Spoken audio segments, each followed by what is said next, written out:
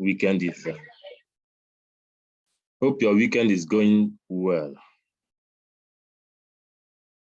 Yeah, it's being recorded now. God's favor. It's being recorded now. So yeah. The last time we talked about GitHub and how we could do stuff in GitHub. Yeah, I must say it was exciting. It was fun playing around GitHub and doing stuff in GitHub.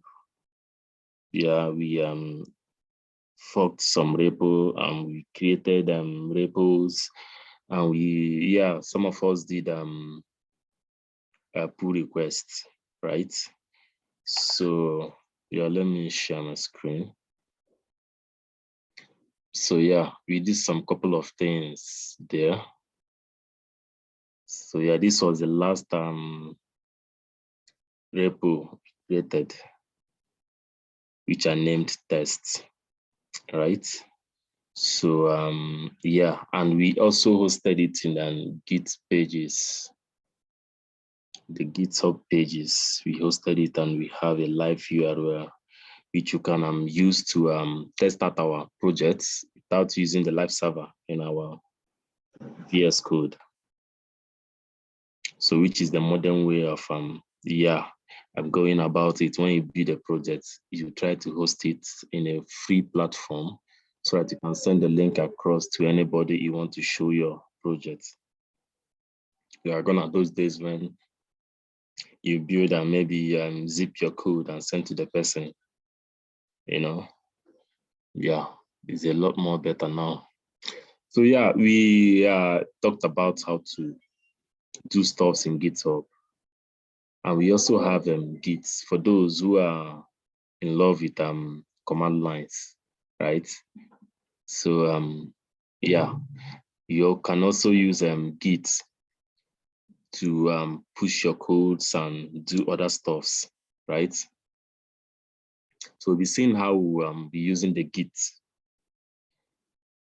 Yeah, actually is called Git Bash. So it uses or it presents a command line interface where you use command line to do some of the stuffs we do here normally. We did here like yesterday. Okay. So yeah, for those who don't have the Git Bash in their laptops, so you can go ahead and go to the Git the URL is Git SC yeah. So either you go here or you go straight to the download page. Okay. I don't know if you guys are hearing me. Yes, we can hear you. Okay. Please try to follow up. You could see how exciting it was yesterday that we followed up. So yeah, if you're lost, please try to call my attention. Try to call my attention, okay? So yeah, you can head over to the Git download. So it will take you to this page. So yeah, if you're using Windows, yeah, you can go straight away and download for Windows. Then if you're using the Linux or Apple, those of us that are buoyant enough to use the Apple, yeah, I'm using Windows. So yeah, you can go ahead and download the one related to your operating system. Okay. So when you click on download, it downloads. Then yeah, I have it already, so I don't need to download it again. So I don't know how many of you guys are downloading it so that I will take you through the process.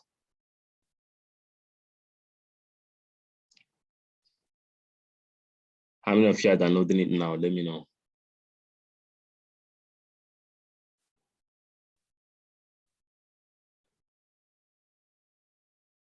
Do you have the Git in our laptops?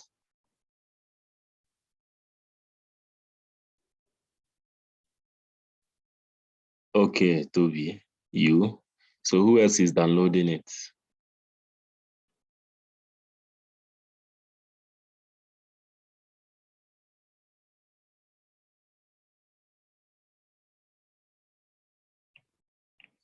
Okay, Daniel, that's cool. You have it already. Yeah, who else? We have about 10 or more participants. So just two replying. Okay, Godwin. Okay, what about you, Jumi?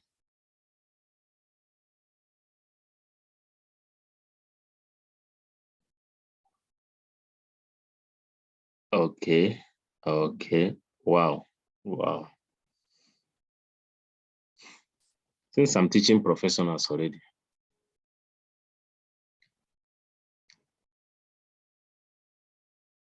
Okay, so Jumi, what about you?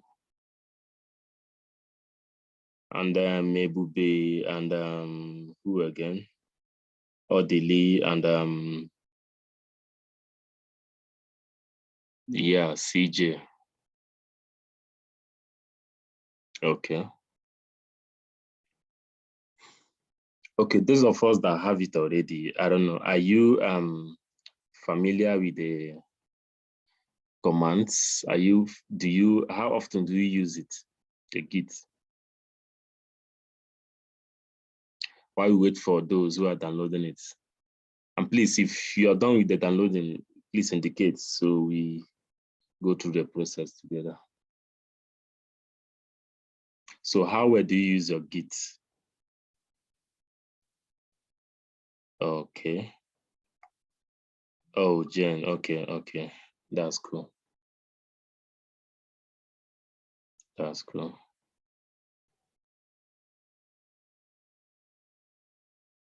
Okay, Odili. And CJ, are you done downloading? Okay, Emmanuel, go over to this link. Okay.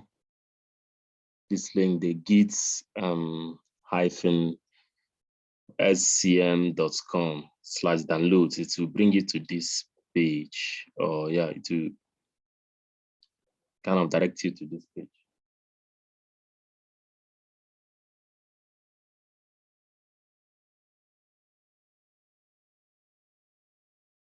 Okay, CJ, try to download it so we can go through it together.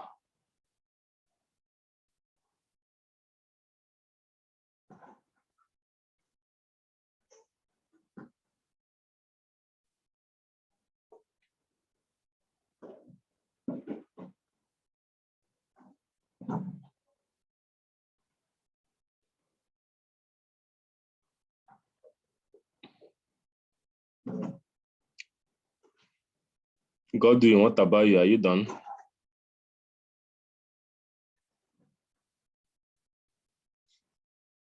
Okay, Jimmy, that's fine. Okay. So get to familiarize with it in this class.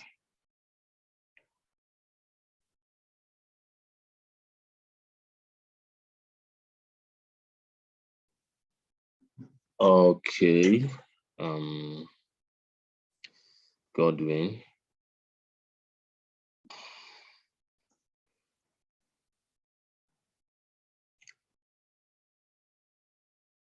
So yeah,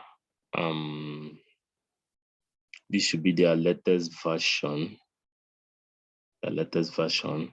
You can as well go to download the lower version if you want.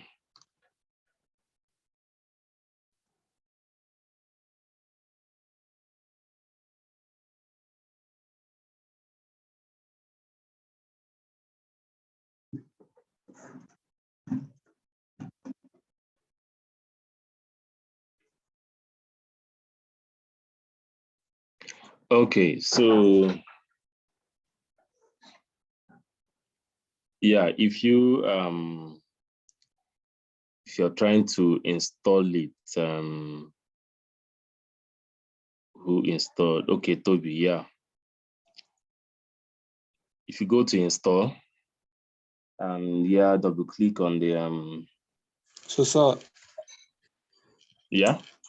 yeah, while we're waiting for us to download, I was wondering, I have a question. So our live URL from GitHub is it shows the website okay when let's say you open it in a laptop or so, but once somebody tries and opens in the phone, the whole thing is just distorted. I don't know, I asked this question before.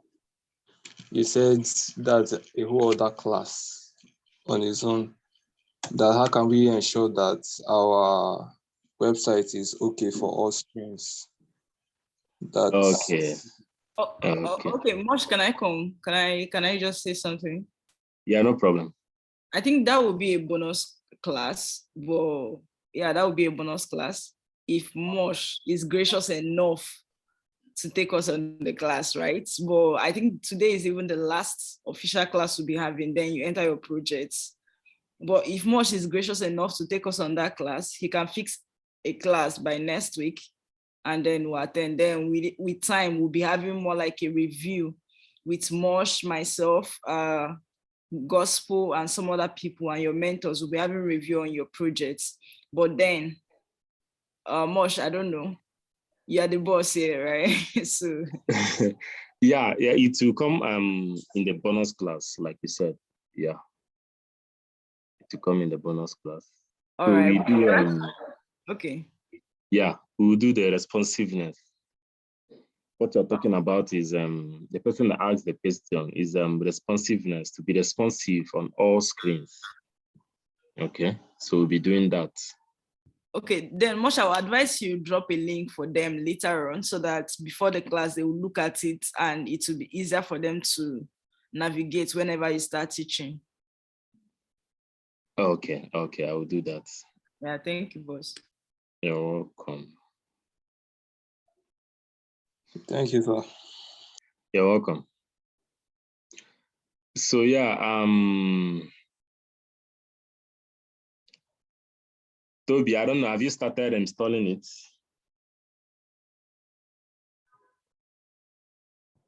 Yes. I'm done with the installation. Oh, fine. Sorry. All right. So yeah, let's go ahead and so it should have this icon like this. This icon. That's what it should have. Maybe it's on your desktop or somewhere else, but you can pin it to this bar, like I pinned mine. Okay. So yeah. If you click on it, this is the interface it should have, right? This is our command line interface. Normally, your Windows operating system has this command line interface, right? So you can either use that one or this, but this is preferred. This is preferred to do that. Yes, Dana, do you want more class? So yeah, this is the interface. Now,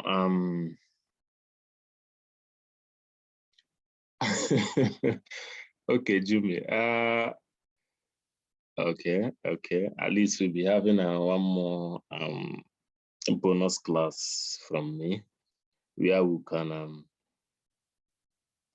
yes, we'll still be doing something on JS on the bonus class.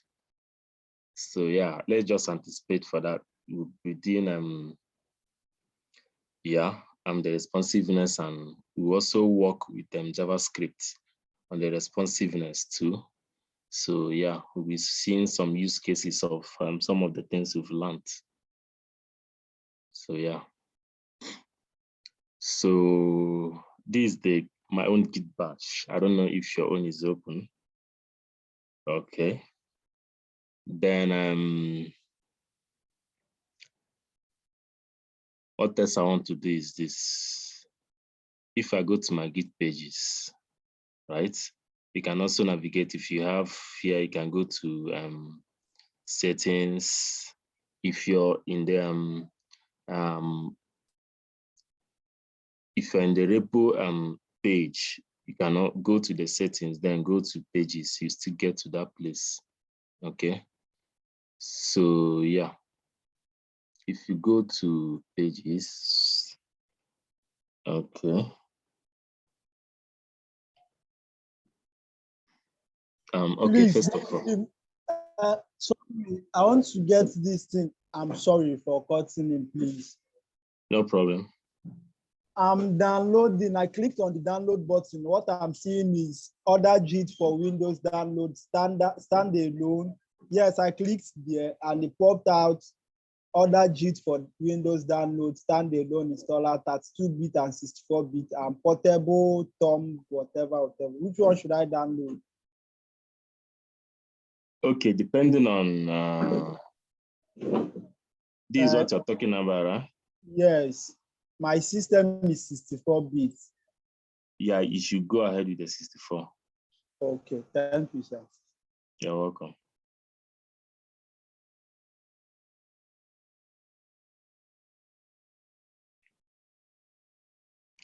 So yeah, what I want us to do is this. Now there's two ways to clone this repository into your local machine as a local laptop. Okay, you can either download the zip file, right? Download the zip file, then you unzip. If I should, yeah, if you click on download the zip file. Okay, let's just download the zip file first. So I've downloaded the zip file and I have this in the downloads. Okay. You can unzip. You can unzip. Unzipping is extracting files. So if you go to extract files, it will bring out the location where you want the files to be extracted. Okay, so I want it to be on the desktop. On the desktop. So I click on OK.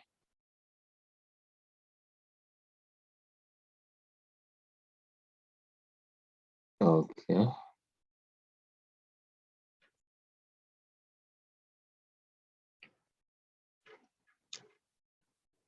So when you find the location and extract the files, of course, we should know how to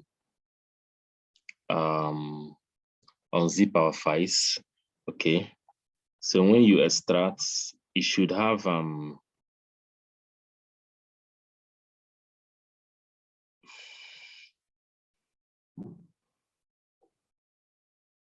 you extract, it should be open in a folder like this.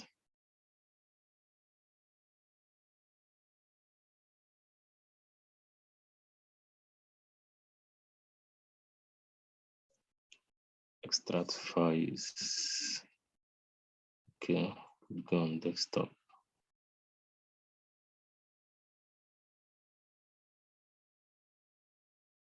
So we have it on our desktop, which is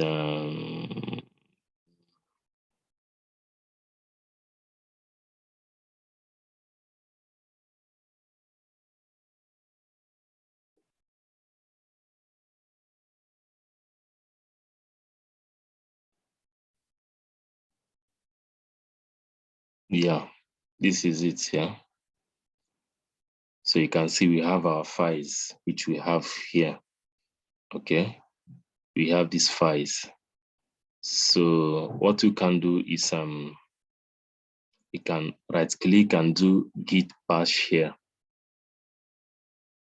Okay, to have it open in your Git bash. So you have this folder now open in your Git bash, right? So if you right click and do Git bash here, it opens in your Git bash command line interface, right? So you can do other stuffs in it. Excuse Okay. me, sir. Yeah. So I don't know, for the GitHub, which editor are we supposed to use? Is it Vim, Notepad, Visual Studio Code also? For the GitHub. Yeah, for Git. Which Okay, text for Git. which text editor? Yeah, I'm using this thing, VS Code now. Okay. Yeah. Okay, sir. So yeah, so this is one way to get the to clone the repository into your local machine. So I have it here now with me, right? I have it here. Okay. Another way is, Sir, please, can you just do it again from this place where you are, that you have the test main, and how you cloned it to the local machine? okay. Yeah. Cloning it, I have downloaded the zip file now. Yes, yeah, I Already. bought from there. Okay. So if you want to open it in your Git bash, right? So you right click and do Git bash share. Did you hear me? Yes, sir. Yes. So when you do Git bash share, it opens that folder in your Okay, Git bash. okay. Yeah. So you are inside this folder now in the Git bash. Okay. Okay. Thank you, sir. You're welcome. So let me delete. Okay. Then another way to do it is somebody asking a question? What if we have the folder on the system already? Like, we have the copy of the folder, not digital folder. Sorry, your voice is low. Can you speak up? I said, what if we have the folder or the files on the local system? I still can't Or hear can we you. just put on the digital? Can you hear me? Loud and clear. Okay. I said, what if we have the files on our local system before? Can we just click on, instead of retrieving it? Yeah, you can do Git bash share on that folder. On our previous folder on our desktop? Yes. Okay, so what is now the essence of zipping it and recovering it back, then going to if you don't have the files already or the project in your local machine, if you don't have it already, that's when you will want to clone it from here. Either you download it or you copy this link, which I'm going to use next, which I'm trying to show you next. Okay. Okay. So this is when you okay, don't. I have another question. Okay. My own Git on my system, anytime I open it, it will always tell me to reinstall. I don't know why that's it. So it will ask me, do you want to allow this app to make changes on your device? If I said yes, it will not initialize as if it wants to re-download. Okay. Can you uninstall it, then maybe download a new one? Okay. Yeah, try that if it will work. Okay. Yeah. Sir. Thank you, sir. You're welcome. So yeah, the only time you have to download this repository or this project or any project is when you don't have it already, right? When you don't have it already in your local machine. Probably is just like the project will be giving you guys now. So the repo will be created. So you have to go and clone it. So either you clone it by downloading the zip file or by the next step we are going to use. I've shown you how to download it, the zip file, and unzip, then do the git bash in the folder or on the folder, right? So if you have it already in your local machine, you just have to do git bash here, right? So because this repo exists already, because it's existing already, then I have to go and copy this link. Okay, if I copy this link, then I'll come here I'll open my Git bash and do Git clone. Okay, first of all, if you don't have this Git before, if you downloaded the Git newly, you have to configure your username, right, and your email address, so that whenever you want to commit or push your code, it doesn't ask you for authentication. Okay, it doesn't ask you for authentication.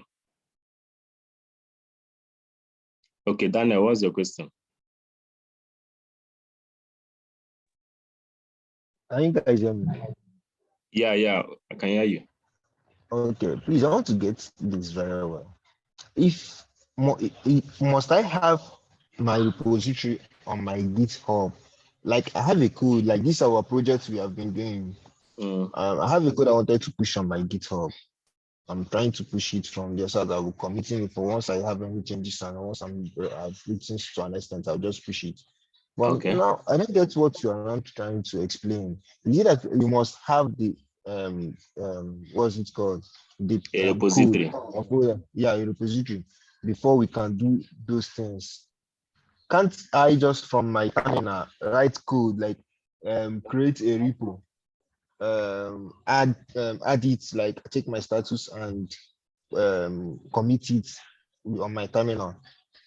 Or must I first create my repo on my GitHub, then do the other ones? Okay.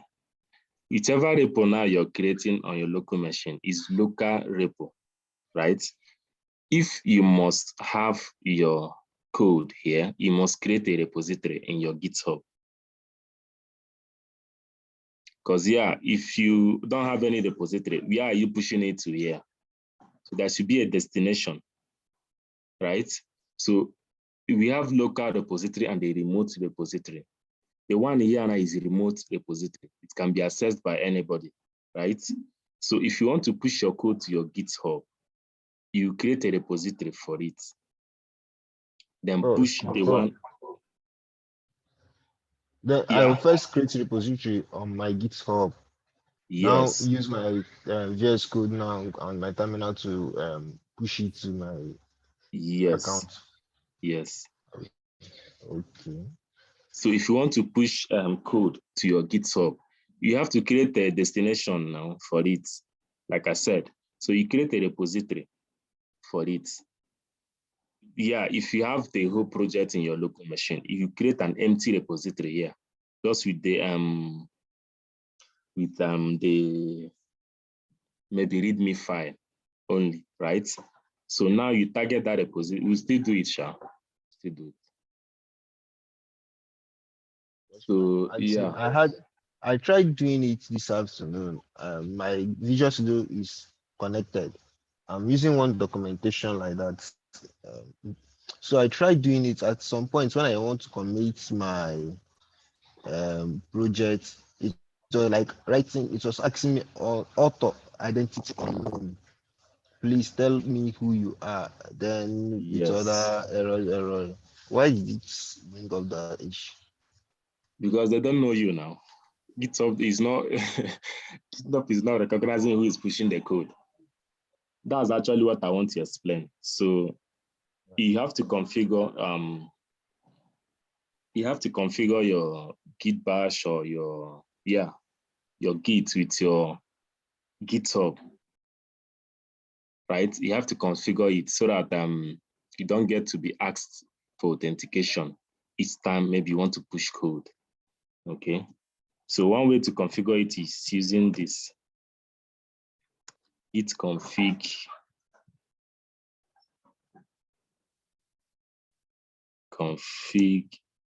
Global. So this global will take care of subsequent clones and pushing, right? When you do it, when you configure it global, it will be configured for every other repo you want to do, right? So when you do this config global, I've already done mine, so I wouldn't do it again. So if you do this Git config global, right? Then you do once you hit enter, then you do user.name.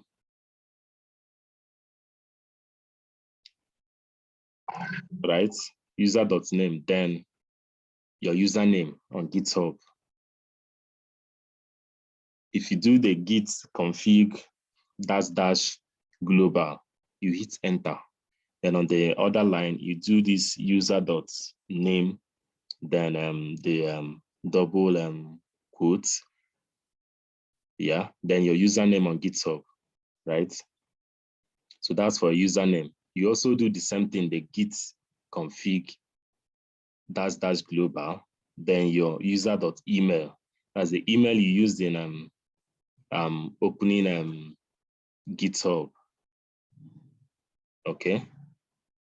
I don't know, those that I haven't configured it, try it. Let me see, please, and give me your. I just tried it, and what I saw is You did what? It's something I can't explain. Like, it's filled with some global user, global config file, system user, system config file, local repository config file, work tree, user pre-work tree config files, like a whole lot of things. When I clicked enter, popped up. Bro, Yeah. can you hear me? We can hear you.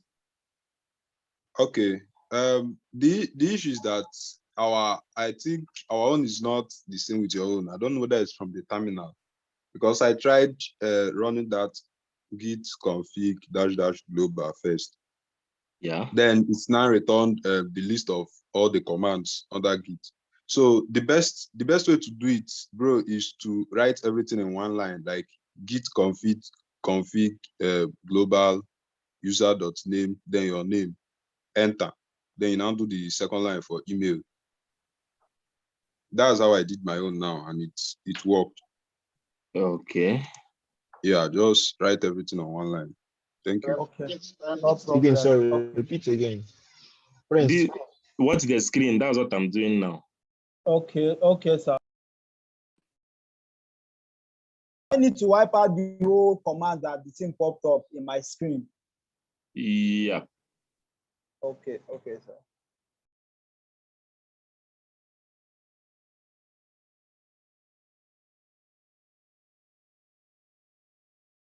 So this should work.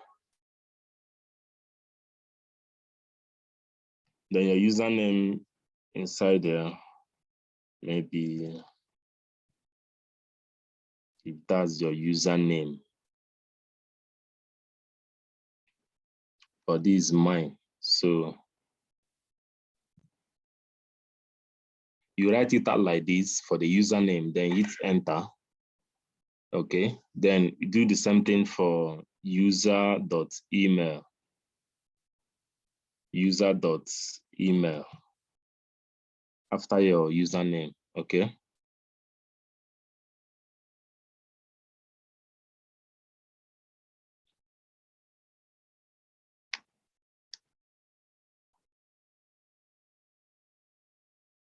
So did it work?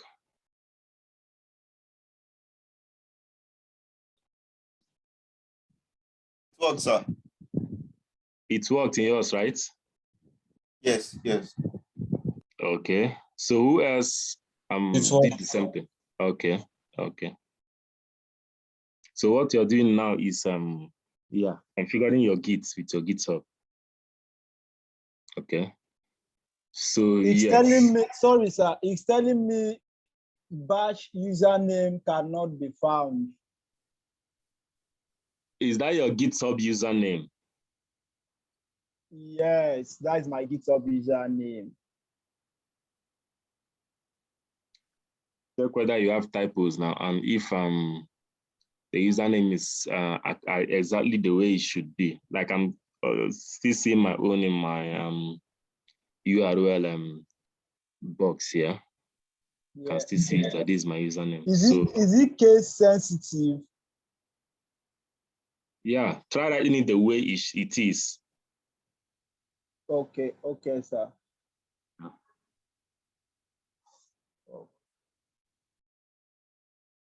Because there are so many usernames now. So try writing that the way it is.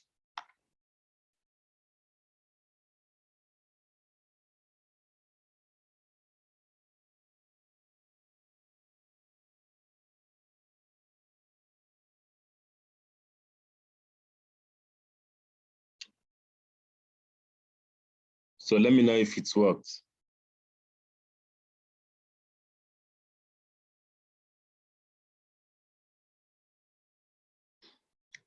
So yeah, remember the code I copied from here, right? This link, this is the link to this repository, and I copied it, right?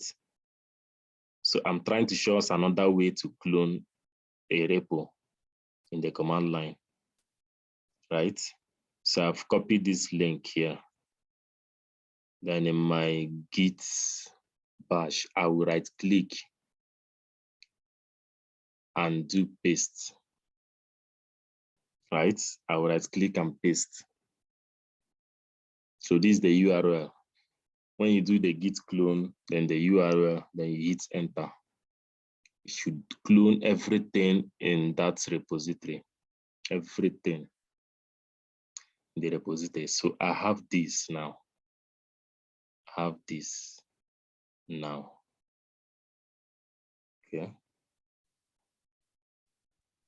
I don't know what is happening. I don't know where the fault is coming from. Your own is still not working.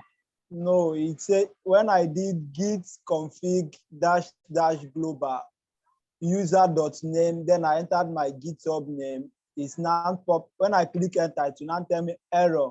Key does not contain a section user.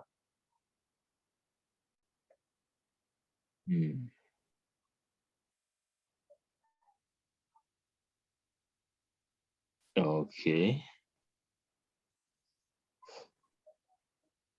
I don't know. Have anybody encountered that problem while installing theirs?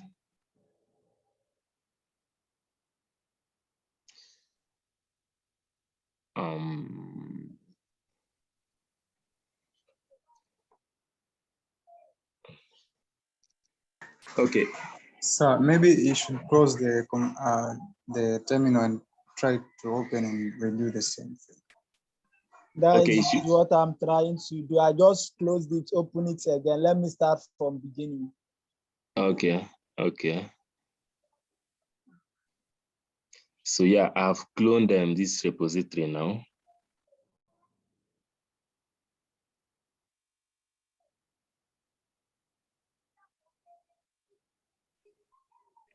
So let's see where we have it.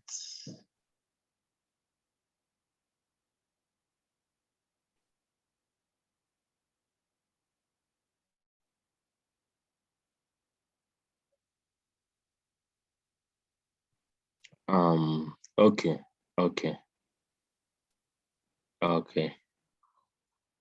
Now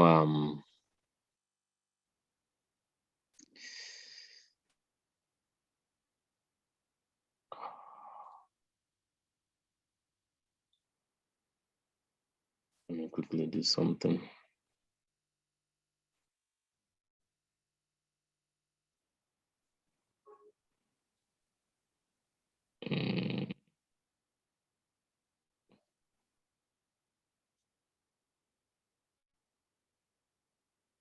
Hello, Samosh.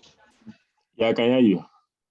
Look at what mine is asking me here. I wrote that clone command. You know, clone into the folder, the group I'm trying to be. The authenticity of hosts, git.com, with the IP number, can't be established. ED 25519 fingerprint is #25 with code way and other codes behind it.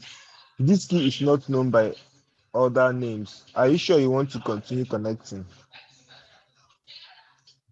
So what do I have to do here? Can you share your screen? If that All will right. help.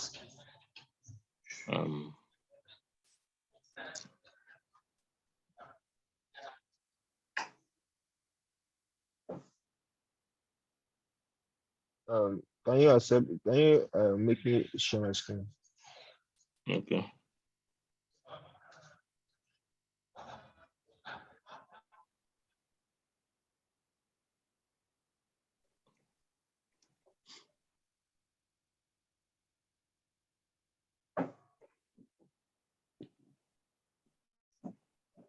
Oh, this thing, I see now, it's still giving me troubles. Like,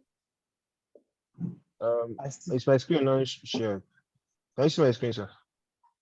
Yeah, but I'm not seeing any. Okay, yeah. Okay.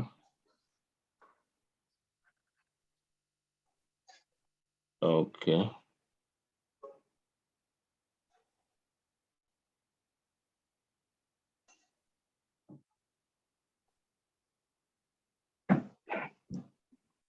Okay. So why is your URL like that?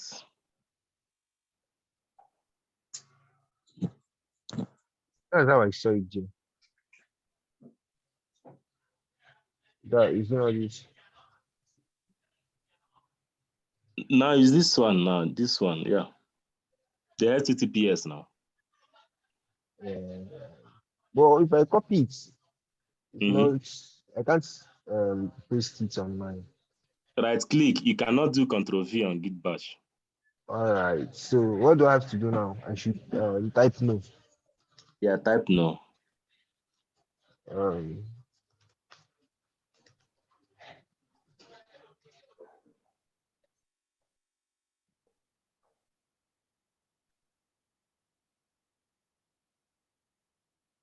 Yeah. all right. Okay. please, can you just wait? Let me look at your screen. Let me see what I'll type on my own, please. All right. Okay, so in all of this, I'm going to use git config -- global user.email, then my email, same thing in git Yeah. config -- Yeah. name. Okay, I think that's where I'm getting it wrong. Okay.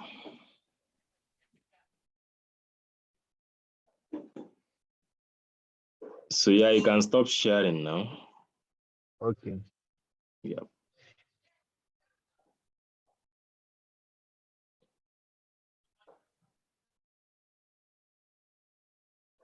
Okay. So one thing we failed to do is this now.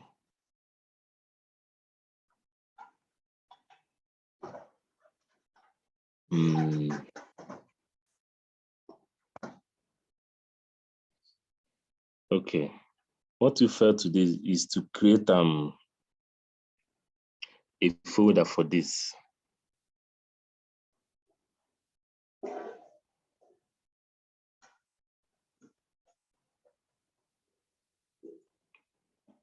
We are supposed to create a folder for this. Okay. Supposed to create a folder for this. So let's hope it doesn't clash with the one we have. Okay. So please retrace. If you should create a folder, preferably in your desktop for easy access. Okay.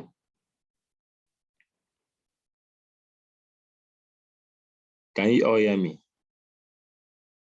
Yes, sir. Okay. So you should create a folder for this. So when you create a folder, you just click on that folder and do git bash share. Okay. So we are in that folder. We are in that folder. So we can do our git clone again. Can do a git clone again.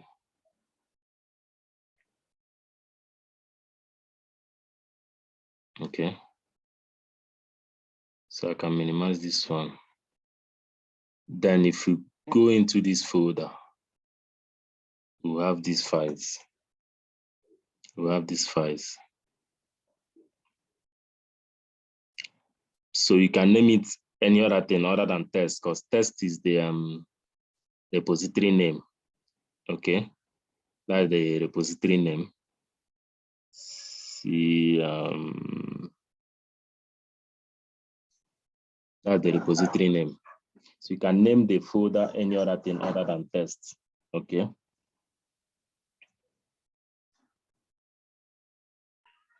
Sir. Yeah. Sorry. Why should we do that? Okay, for us to have a place to have it. Now we create when we cloned it here, there is no folder. It is just like in the roots of our system. So we might find it difficult to locate, right? So putting it in a folder makes it easier for you to put it in a folder where you can access it easily. Oh, okay. Sorry. My question was, why should we name the folder different than the repo name? Okay. Because we are going to go into the repo, the one with the repo. I don't know if you understood what I said. No, sir. Okay, we are going to navigate inside the one of the repo. So the name might be conflicting. Okay. Yeah, Thank you. I want to navigate into the repo, which is named test also. So it might be conflicting if you name it the same thing. That's just the reason. Okay. Yes. So once you've cloned it here, then you do the CD. So you go into the CD, the name of the repo, right?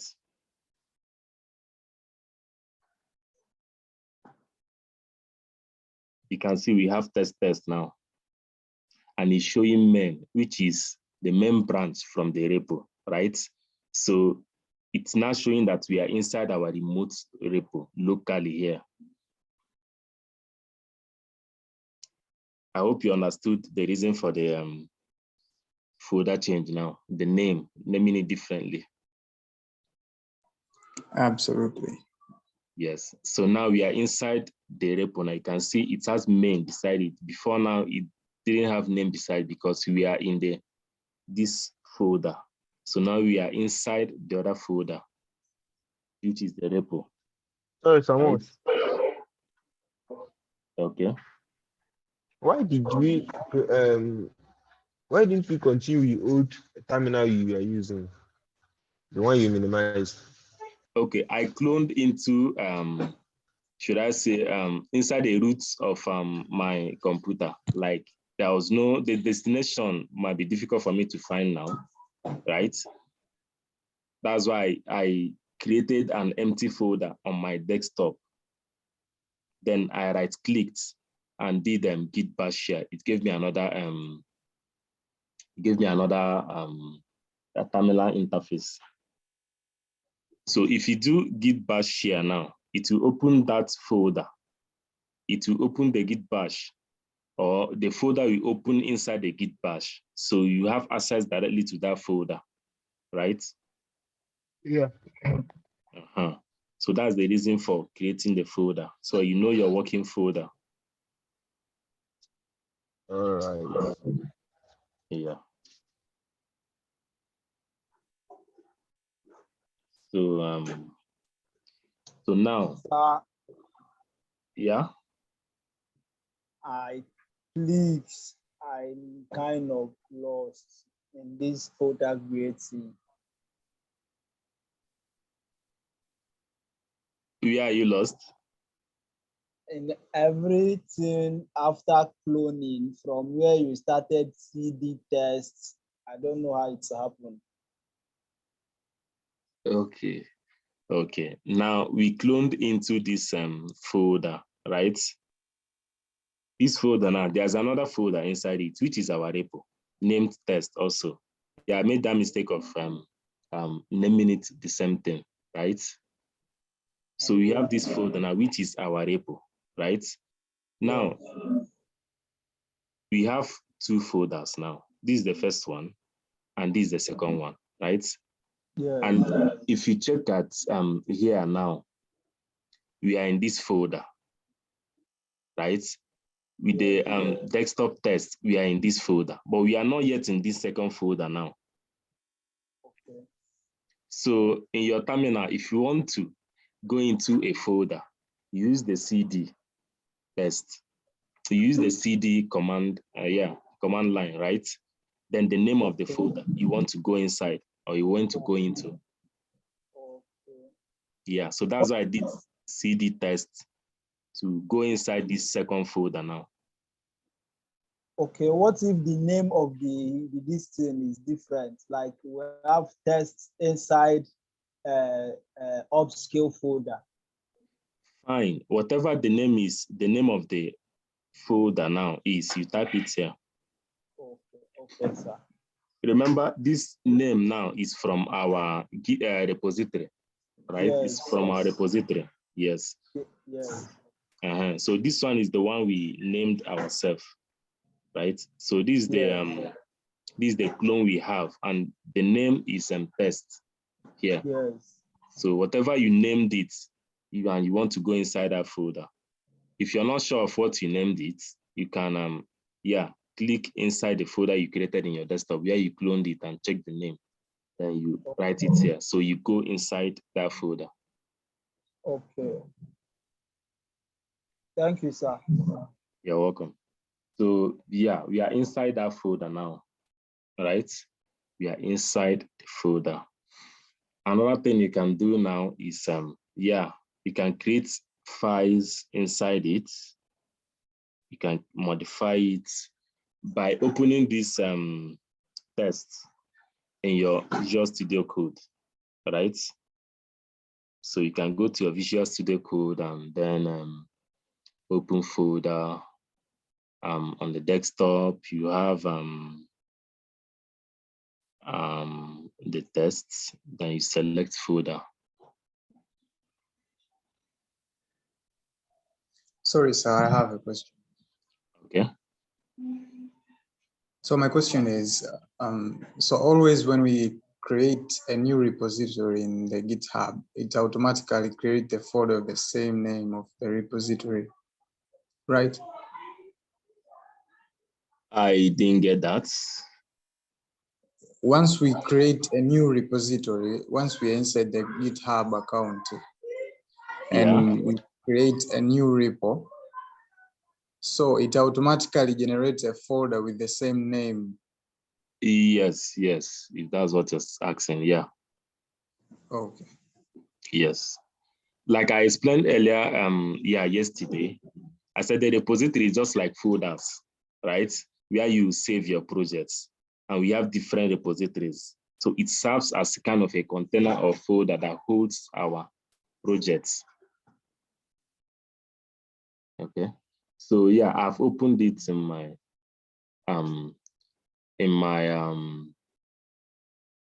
Visual Studio Code, right? So you can go ahead and create or modify the contents, right? You can go ahead and modify the contents whichever way you like. You can go ahead and modify your contents. So I can clean this up. Okay. What's the red button for? Okay. So I can clean this up. You can go ahead and make any changes you want, right? Make any changes you want. trying to open my Visual Studio Code. Is that? Still trying to open my Visual Studio Code. I don't know why my system is loading slow today. Okay, no problem. There's nothing new we are doing now, except, yeah, what I want to explain is you can actually go ahead and work on the project, right? Go ahead and do stuff like I've removed the H1 there. So you can go ahead and do other stuffs here, right? Then when you're done, you can go back to your Git bash when you're done. Now, if you do Git status, it shows you what changes you've made, maybe that are yet to be saved in your repository. Remember, saving is kind of committing, right? So if you do Git status, it's showing you your branch is up to date with the origin, yes? Then you modified the index.html, which is the H1 I deleted, right? So the status is showing me the things I have done and yeah, if they are messed or not. I don't know if you understood what I said.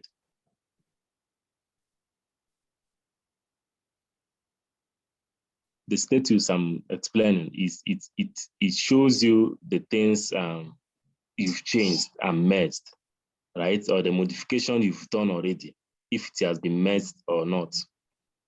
By showing use git add to update what will be committed.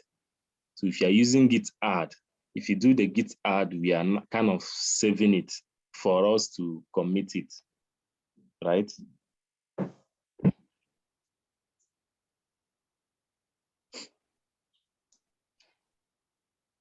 So yeah, if you created a new file,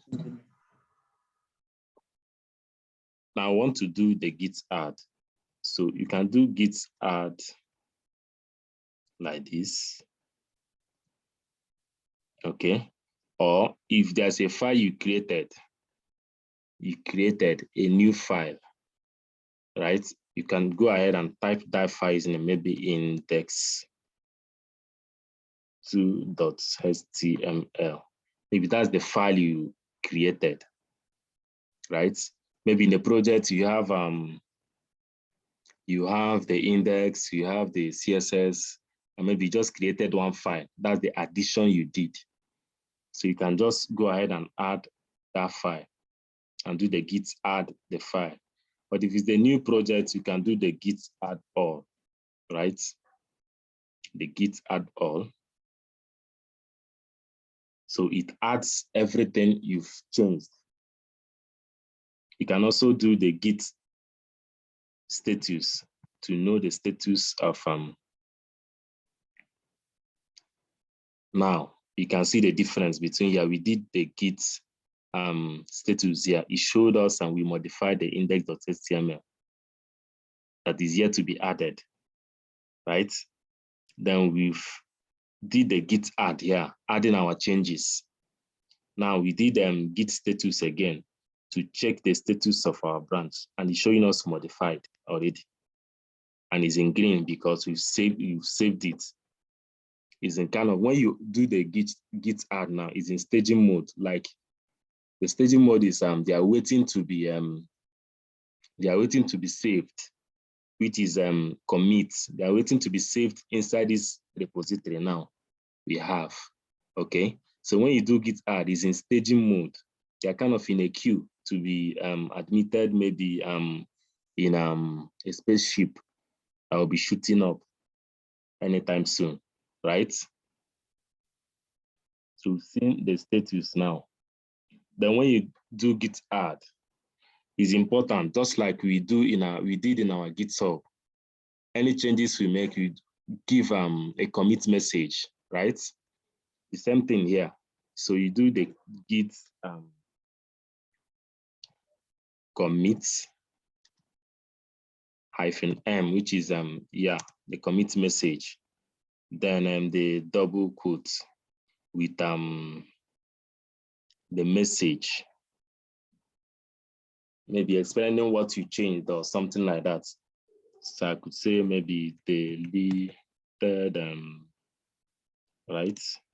The H1 before the header tag. Don't mind my long message, okay? It can be as short as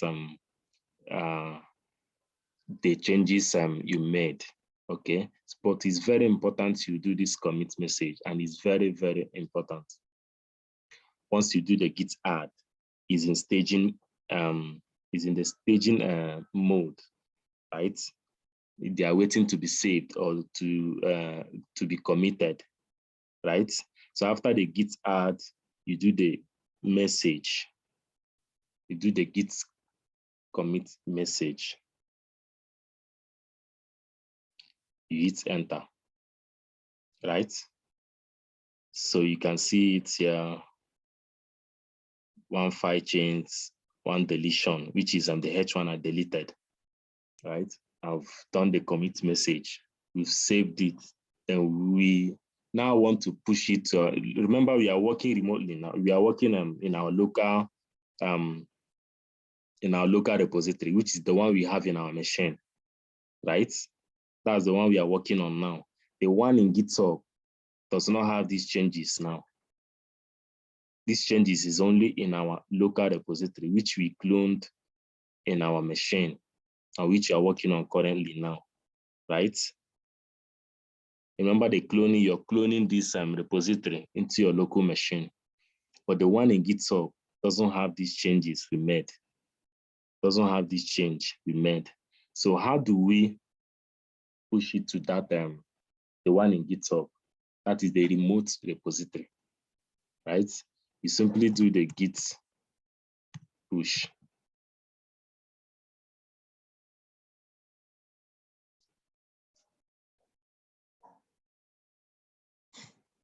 So yeah, you can see the messages here.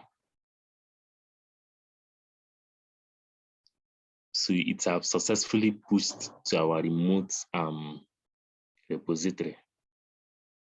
So let's reload. So we have our commit message here, and it was updated 2 minutes ago. So you see how we are connected to our GitHub through the Git.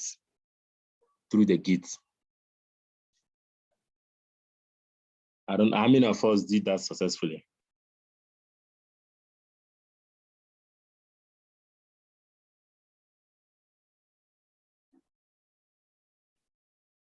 Please, can you indicate how many of us followed up and did that successfully?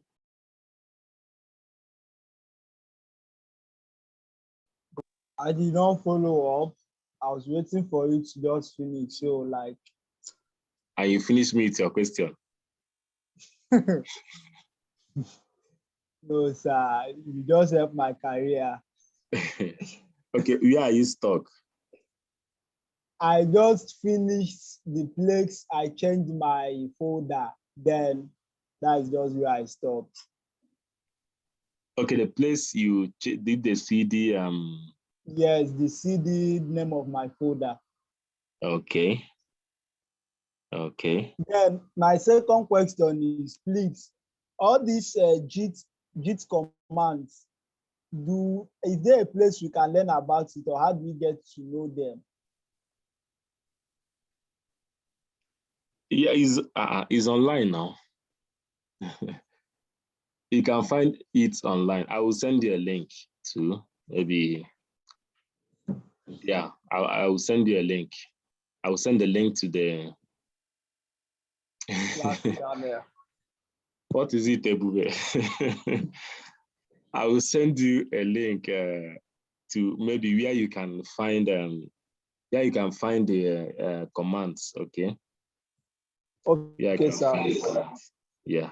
So if you do the CD test, your inside does your command have this also? Does this show in your command line? Yes. Okay, fine. But my So, own is not showing the main that is in brackets, but it's just showing the folder that is inside the other folder. I don't know where your own is showing main in brackets. what is your own showing? I have a folder that is inside my folder. So when I now said CD, the name of the folder, it now called the parent folder before the folder that I called. Okay, it has two folders like this, right? Yes. So is there anything showing beside it too? No, there's nothing. Then you're not really inside the repository, the local repo. But did you clone it? Have you cloned it? Yes. I cloned it and it worked. Hold on first. Hold on.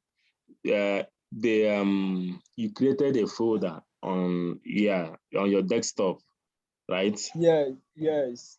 And you went to that folder and did right clicked and did git bash share. I did open it.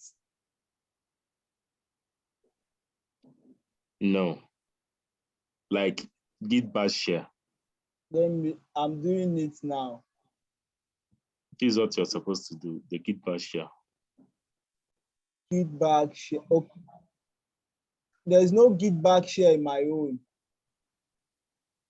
What I have here is git back here and git GUI here. Do you have git bash here? This one now? No, yes, I have it. I have that one. I click on it, that's the one I'm talking about.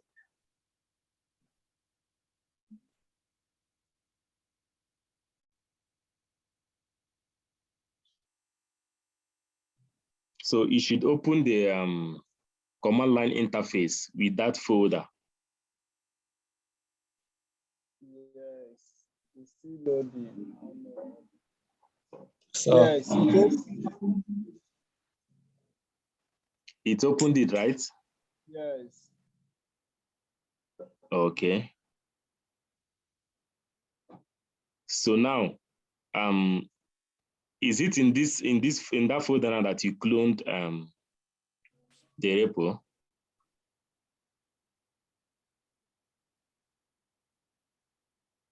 I don't Can you hear really me? get. I don't really get it. See, what I did before was to create this folder. Now it's an empty folder I created in my desktop, right? Okay. Yeah. I created an empty folder in my desktop, right? Okay. Yes. And I came on the folder, right clicked, then did git bash share, Okay. right? The empty folder. On the empty folder, I right click on the empty folder.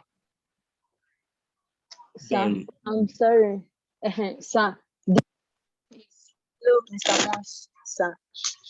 is that? The confusion is, why are we cloning when we have it on our local desktop? We have a copy on our local desktop where we are working, like from to the Visual Studio Code.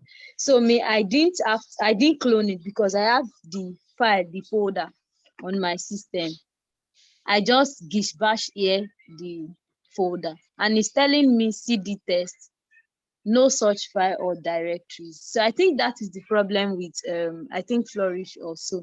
Why are we cloning it when we have the file in our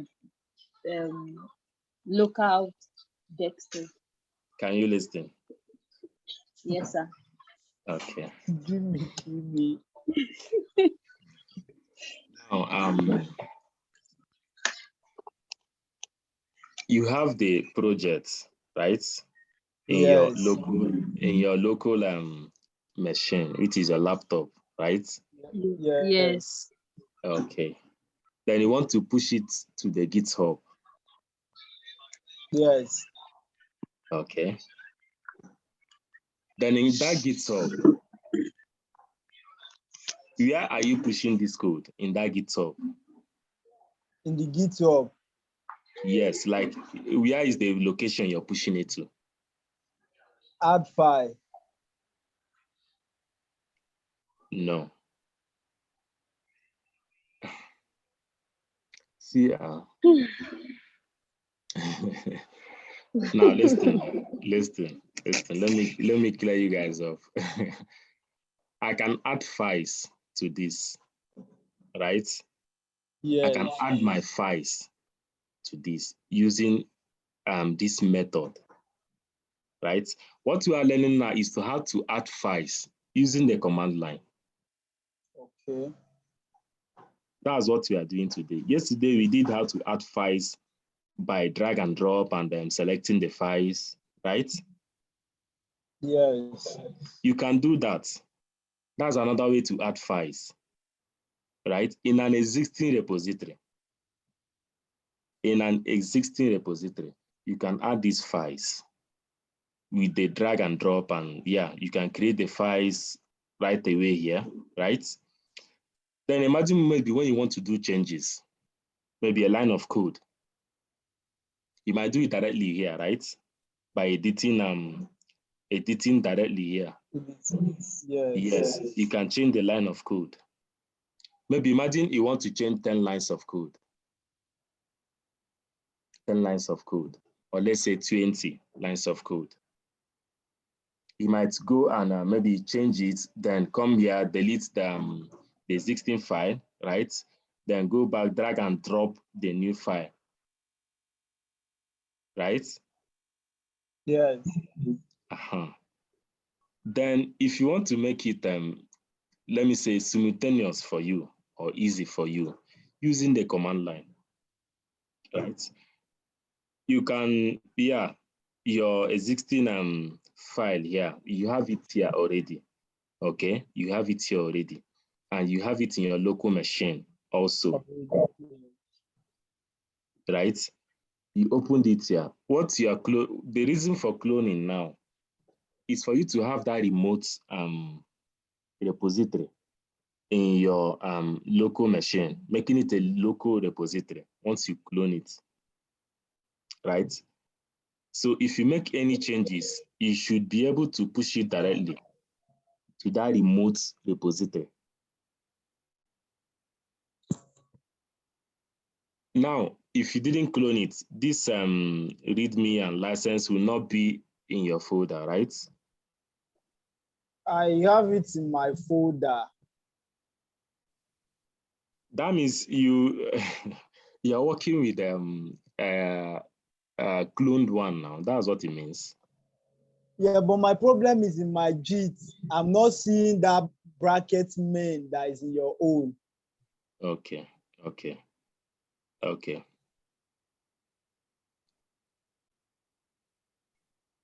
So okay. Now this is what we did, like I was explaining before. Okay, Jimmy, I'll come back to you. Okay, like I was explaining before, I created this empty folder. Yes, and right-clicked on it and did the Git bash share.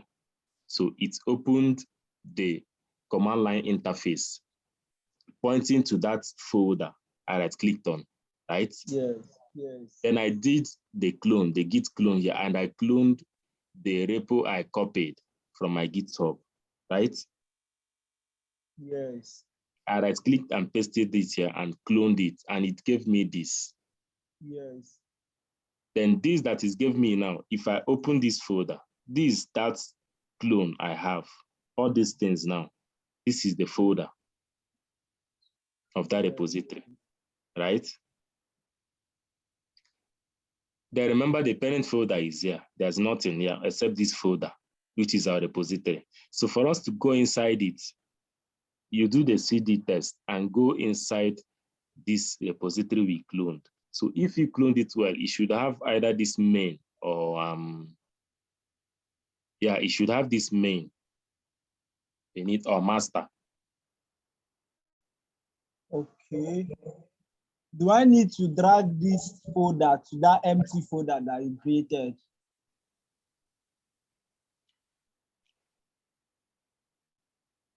Where is your repository folder located? My repository folder is located on my desktop. So what I did was I cloned it from my GitHub. Then I did right click and Git share, and it's not showing me this main after I did CD test. Okay, see what you do. Go back to your GitHub, then yeah, make sure you're copying this folder. You don't go here. This one is different. Okay, sir. You go here, right? Yes. Then you might also want to delete the one you cloned already. Okay. Yeah, you might have to delete it. Then create an empty folder on your desktop. Okay. You can also close the maybe the Git bash you opened, right? Yes, sir. So right click on that empty folder now you created on your desktop. You can name it anything other than the name of that repository. Okay. What's the name of your repository? I'm using text. I'm using text just like your own. What is the name of your repository? Is it test? Yes. Okay. Then in that folder you created on your desktop, name it another thing. Maybe I named it test.main, test-main. Okay, fine. So right click on it and do Git bash share. Okay. Have you done that? Let me delete it and download another repo from my GitHub. Just delete that folder you cloned before, the repo. Okay. Though it doesn't mean, but you should delete so that you don't get confused. Okay, sir. Yeah.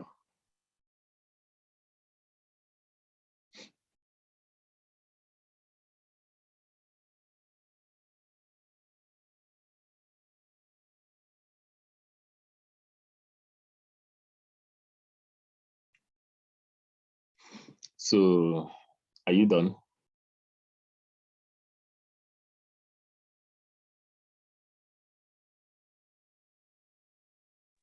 So while he's doing that, what is the code to record a message of the changes we made? To record or to check? You said that we should ensure we record, type in the message, a message saying, where is Okay. that? The commit message.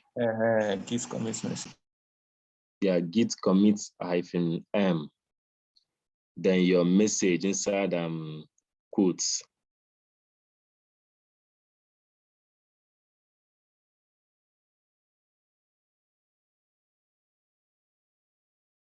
It's now working. It's showing me now the thing bracket main. Okay. Your sins are Thank you, forgiven. sir. Yeah. Thank you, sir. Yeah. So you can take it off from there, right?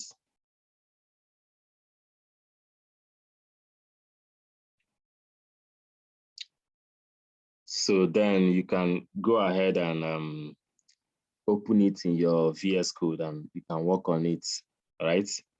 Then you can work on it. Then after working on it, you can do the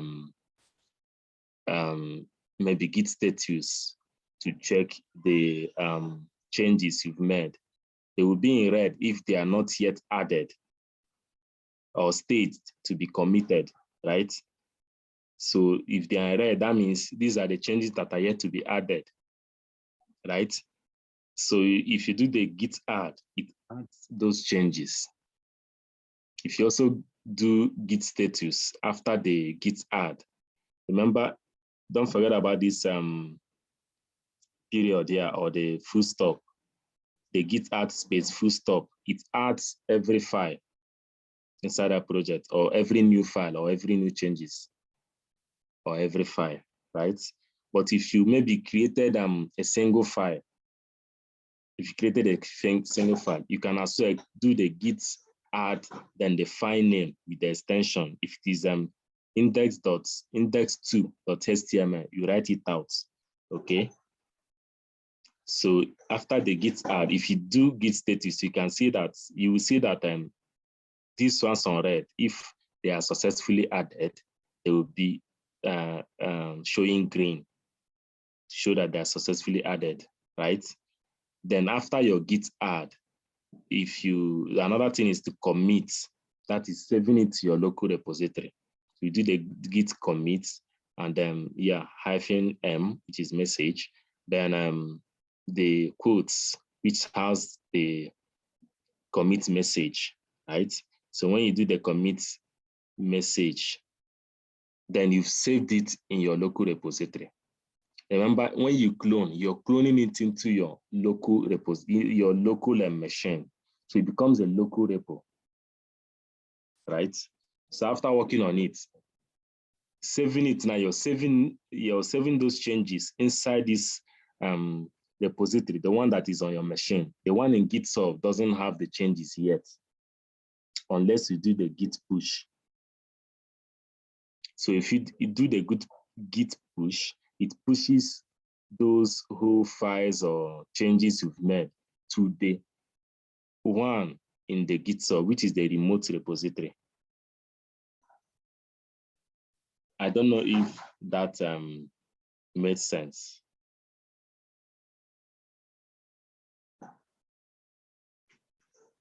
Can you all hear me? Yes, sir. Okay. Okay. Yes, we are here. Okay. Don't worry, Jimmy, I'll be coming to you. So Flourish, well done. No, it's your well done. Flourish. It's your time to shine. Shine very well. Amen. Don't worry, you will shine with me in Jesus' name. Yeah, it's important to stay on the same page so you don't get left out in any way, because the goal is to understand what we are doing. So if you're working in maybe working with developers, maybe you guys are like 5 working in one repo, okay? Each person has his or her task, right? Maybe you're asked to develop the index.html and the other person is asked to develop the CSS file, right? Now you might see that the other person might have done their own and pushed their code, right? You now, maybe you guys are not pushing the code at the same time. Maybe the person that did the HTML pushed the code maybe today, and you want to push your own tomorrow, right? Or yes, better still, the person pushed their code yesterday and you're pushing your own today.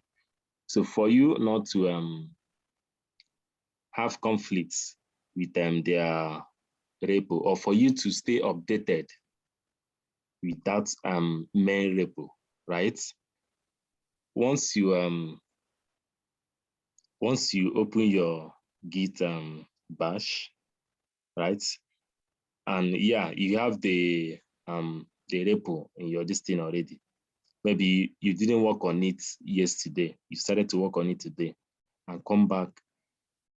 For you to update your own repository to match the one in the GitHub, the one you guys are working on, you guys are pushing to, right? For you to stay updated with that main branch or the master branch, you do the git.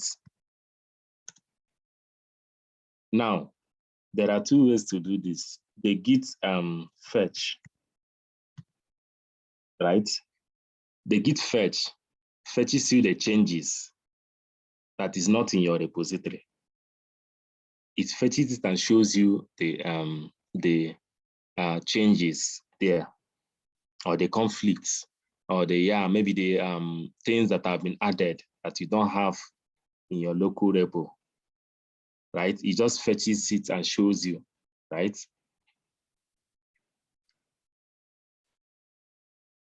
So if I do fetch, there's nothing to fetch. So, but if you want to just fetch it and merge it and add it or merge it to your local repository. Maybe you don't want to care, you just want to merge it like that so that you'll be updated with the main repo or the central one you guys are working on. You can also do the Git pull. Okay, you can do the Git pull. You can see the message is giving me already up to date with the main, right? So these are the two ways to update your own repo. To update your own repo. Also, you can create another branch. You can have a branch other than the main branch. Maybe you don't want anybody tampering directly to your main branch, right? Maybe you want them to be working in branch, another subsidiary branch, okay? So you can do a checkout. Git checkout, then,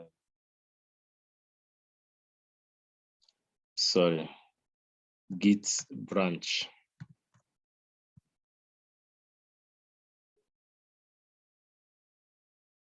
Git branch. Then you type in the branch name, the new branch you want to create. It might be called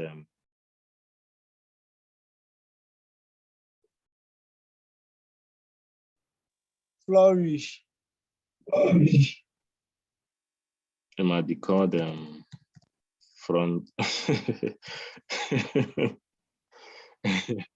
It might be called front end. Okay.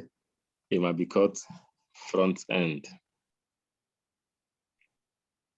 So maybe, yeah, you've created it. Then if you want to go to that branch, you do the Git checkout, then front end. So now you can see what is showing me. I'm no longer in the main branch, I'm in the front end branch. Right? I'm in the front end branch. So I can do other things in my front end branch. Yeah, I'll work on that. If you still want to go back to your main branch, you also do the main.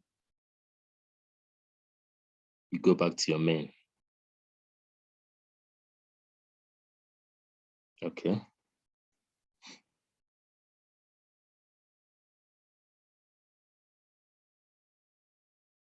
So yeah, this is basically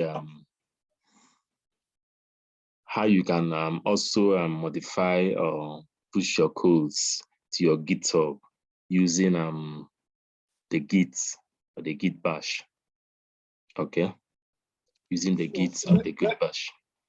Sir, I have a question, please. Okay. So, can you actually push your code without adding them to your GitHub? Like if you have them in your local system, can you push them from your local system directly without going through this process of GitHub cloning and the rest? Okay, now as long as you're pushing to this GitHub, okay, you must link it with a folder here. Okay, let me quickly do something. Maybe create a new repo. Okay, we call it test 3 or test 2. Okay, we call it test 2. We are creating a new repo now, adding a readme to it, and create a new repo. So this is a new repository. It doesn't have anything. The code I want to push inside is already existing in my Local computer. Yes. Okay.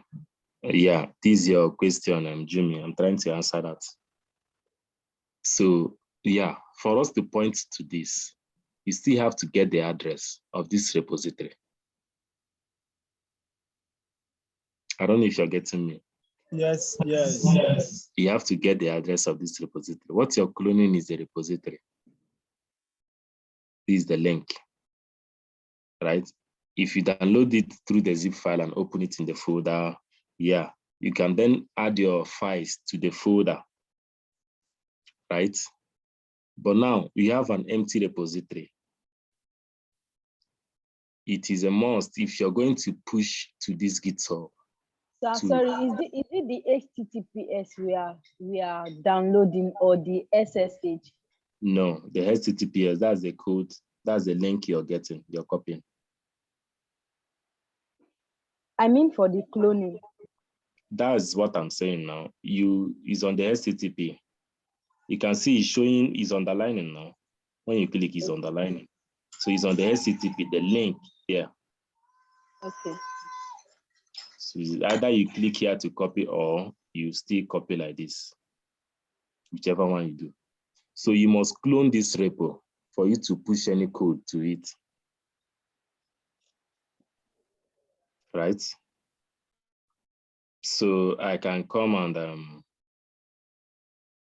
yeah, also come to my desktop and give a name of test2, right? And give it a name of test2.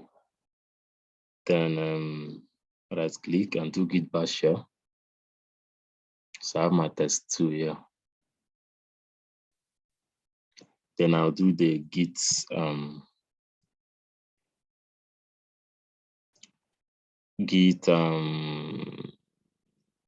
clone.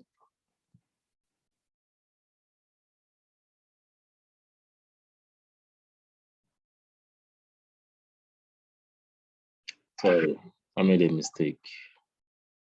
Git clone. I was cloning a ghost repository, no name or no link. So I have to paste it, my bad. So yeah. So I have this. Okay. I have this now. So I can go to my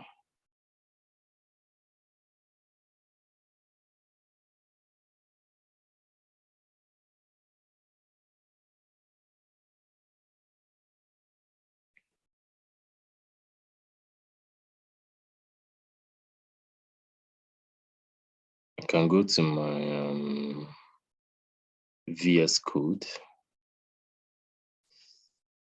Maybe open a new one.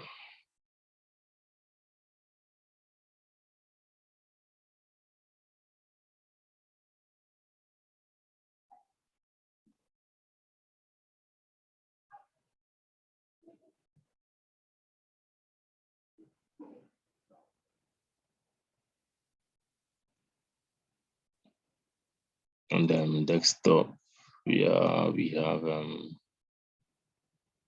test2. We open it.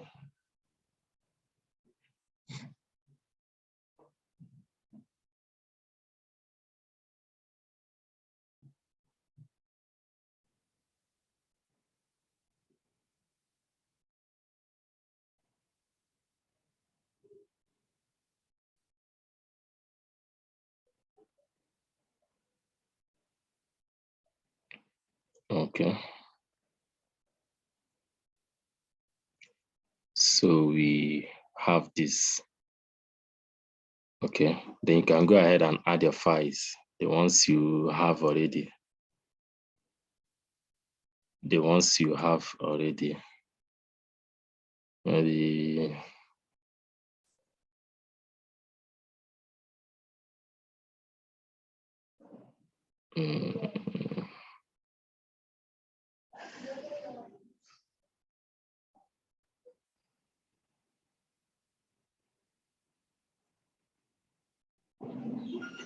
okay, this is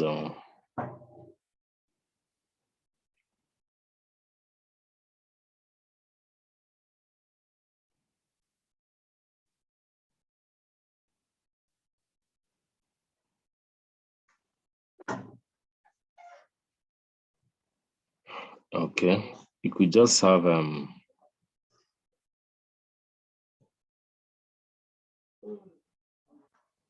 maybe, yeah, these forms now. These forms here.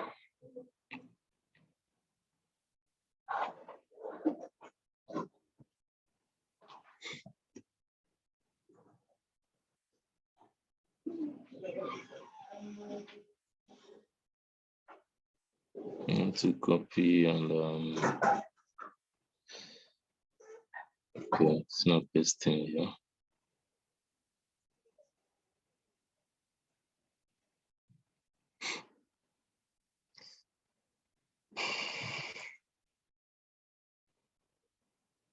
Okay. Sim, I'll have to, yeah, maybe copy. Then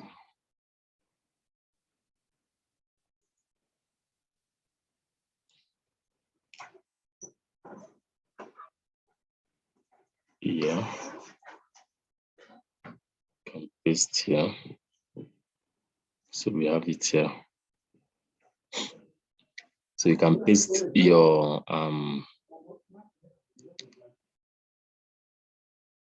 working files here.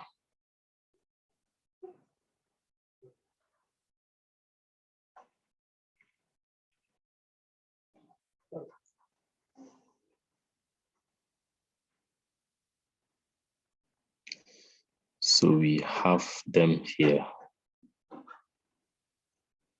We have them here. Okay.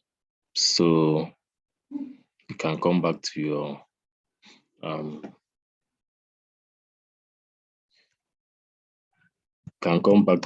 Git and check the status. Oh, sorry. I didn't go into the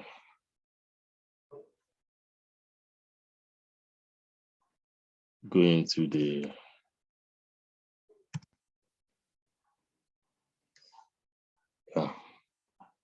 So do Git status. You can see the two files I have here. Okay. You can see the two files I have here.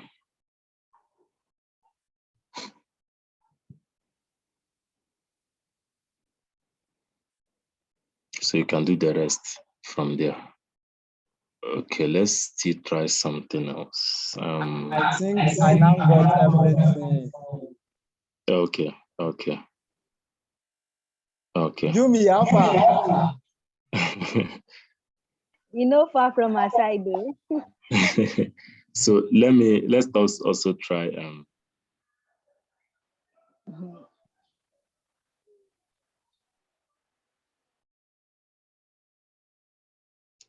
let's try these two.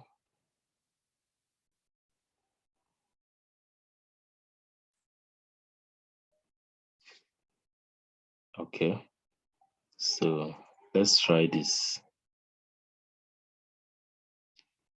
If I right click here and do Git bash here. Okay, so I do the Git clone, the repo I copied.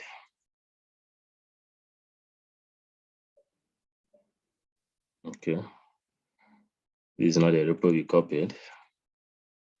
It's another repo that is yeah. So I go to my and yeah, paste, and I hit enter.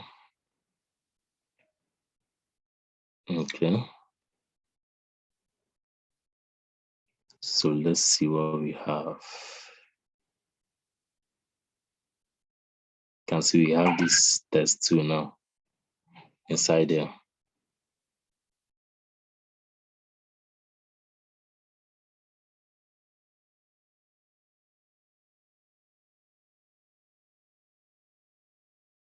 You have this inside there.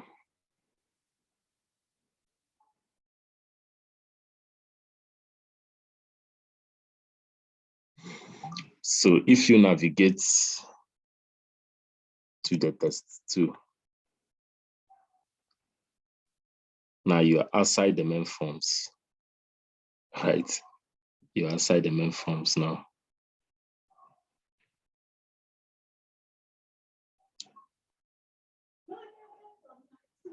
So basically what it does is this, yeah, once you create your repo, right, and clone it into your local machine, then in that folder you can add the files, your existing files, just like I did earlier on, right? Jimmy, are you good?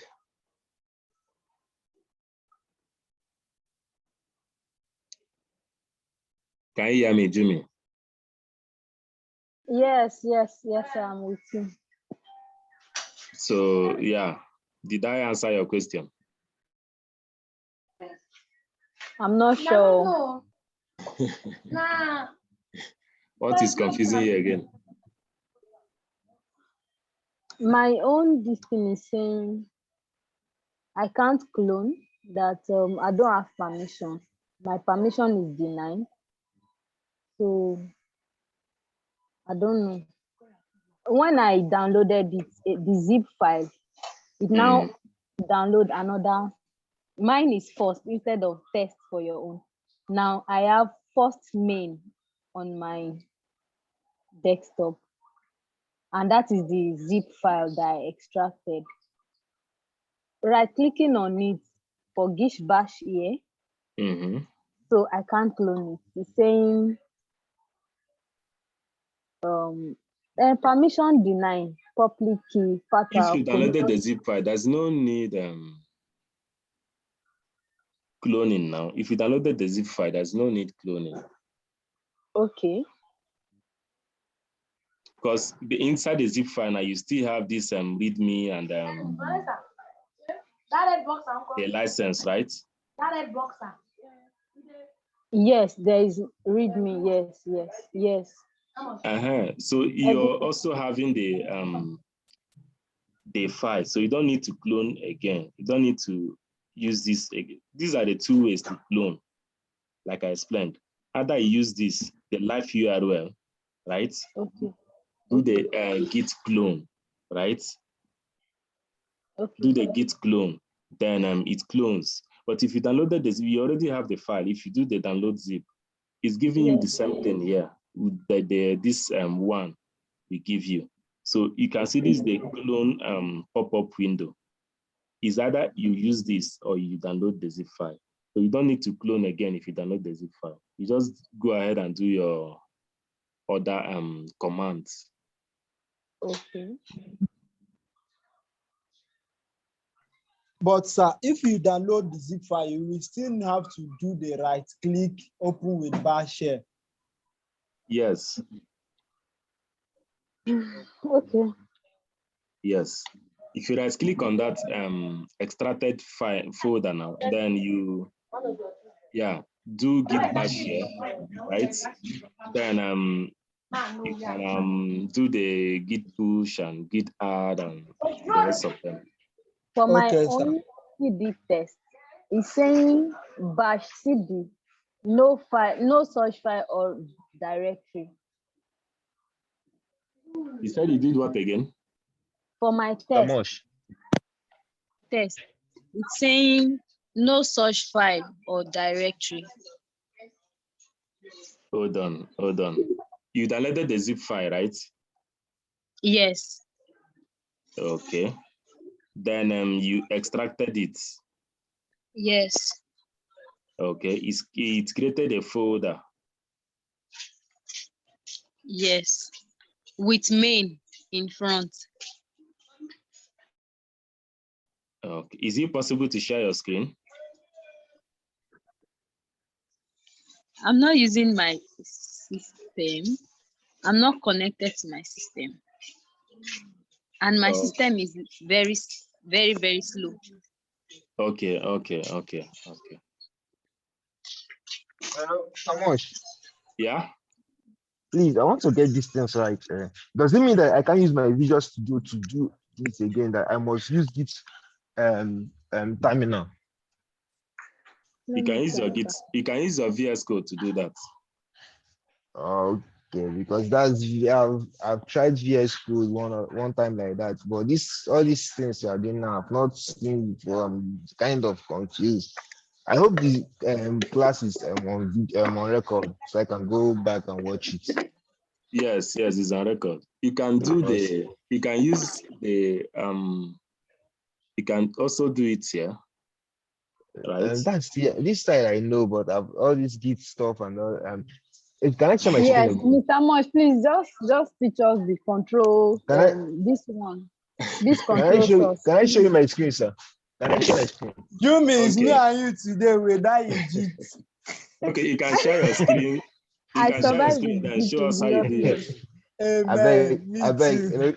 nobody's dying here. Sorry, All she was right, so happy.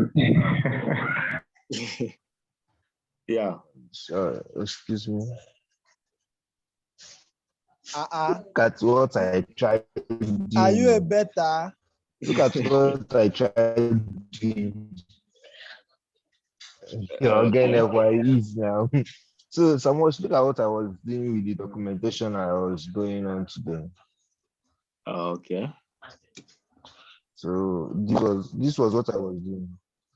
So I added it. Okay. Move the whole issue. I'm connected here. Yes. I can see that.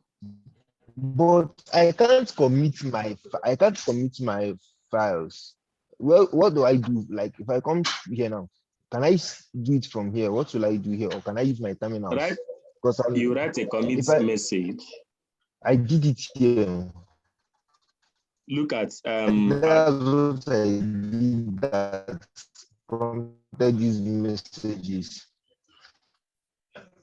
Okay, you did it in your terminal in your VS Code. Look, I did it here. Okay. Did you have you configured the email and username? Sorry, what do you mean by configuration? Like based on the terminal now, through the terminal, like configuring it so that Okay. I don't know if I didn't do anything there. So I don't is it that thing we did at first? Yes. When I opened the terminal using the global config, yeah, something like that. Okay, if I can do it from here and then I just ask I'm just connected here. I can now go on with everything. You are connected there with your VS Code. This one is your terminal now. You can see at the very right hand, it's showing you bash. Yeah. That's the terminal you're using. So your Git bash is not connected to your GitHub. Okay, so I can still do it here. Yes. Okay. Yeah, global config. Then space your user dot name. Yeah. Name.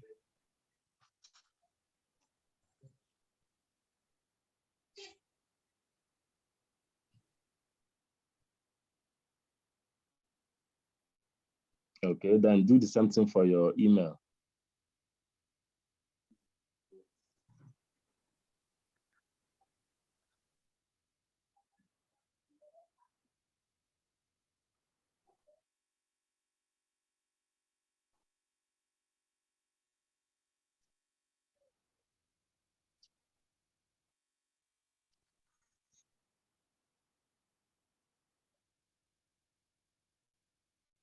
So I'm not connected, right? Hello, so much.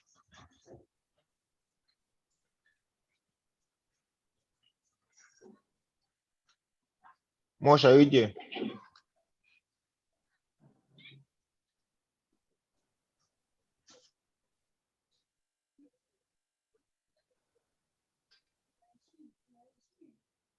And then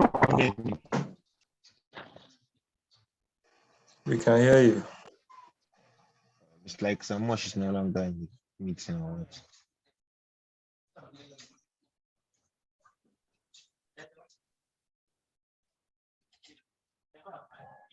Maybe his network is not good.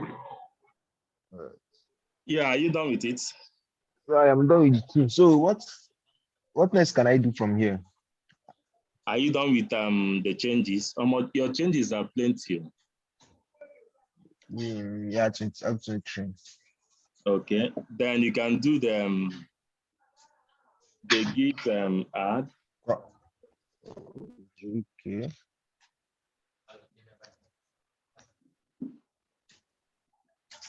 Okay, then the commit message.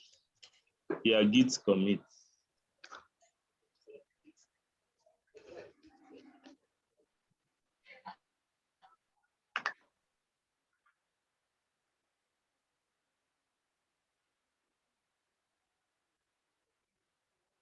Chima, this Git add, is it full stop that he added Yeah. there?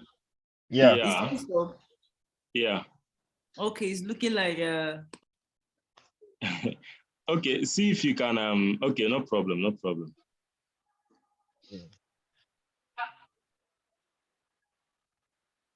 Okay. So it's adding all the files now. You can see your right hand, this thing is cleared. Yes, sir. So the whole okay. thing is being added now. All right. So if I'm doing anything now, all right. Sir, I have a funny question. Let's see how funny it is. Yeah, okay. Yes. So since we can drag and drop and do all those things, why are we doing all these long process or Gits that we are doing? Okay, like I said before the class, before I started, this is for those who are familiar with the command lines, who prefer the command lines to the drag and drop method. Okay, sir. Okay, sir. Yes, you can either use this one or the other one. I'm just wondering those who will prefer this method, because don't wonder much, because time shall come in your career when you'll be working remotely with different developers. Probably you'll be working for a company outside the country, and yeah, most of them use this Git.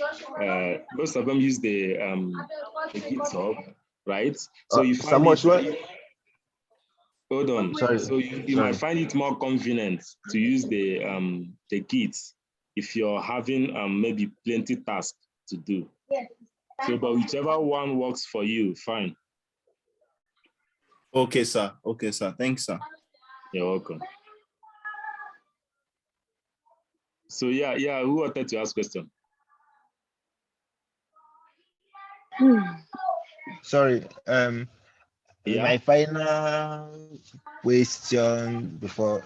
So if I do anything now, can I still just publish it, branch here? Okay, if I want to create a branch, I can just now do those things you are doing on the screen on my terminals here. Yes, you're just opening the Git bash terminal in your VS Code. It's the same thing as when you're opening the bash alone. Okay. All right. Yeah. So whatever you do in the terminal, yeah, is still in course. I'll be on course. Okay, I don't know if you got me. With constant practice, I will still understand most of these things, because I have like so many confusing things on my head.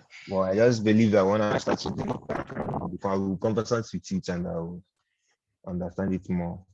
Yes, I know so many people run away from the Git bash, but yeah, time shall come when you find it more convenient. Just to the way we practice it now is not that much now, is it? No. Okay, so I believe with constant practice you'll be used to it. Okay. Yeah. Yeah. Thank you.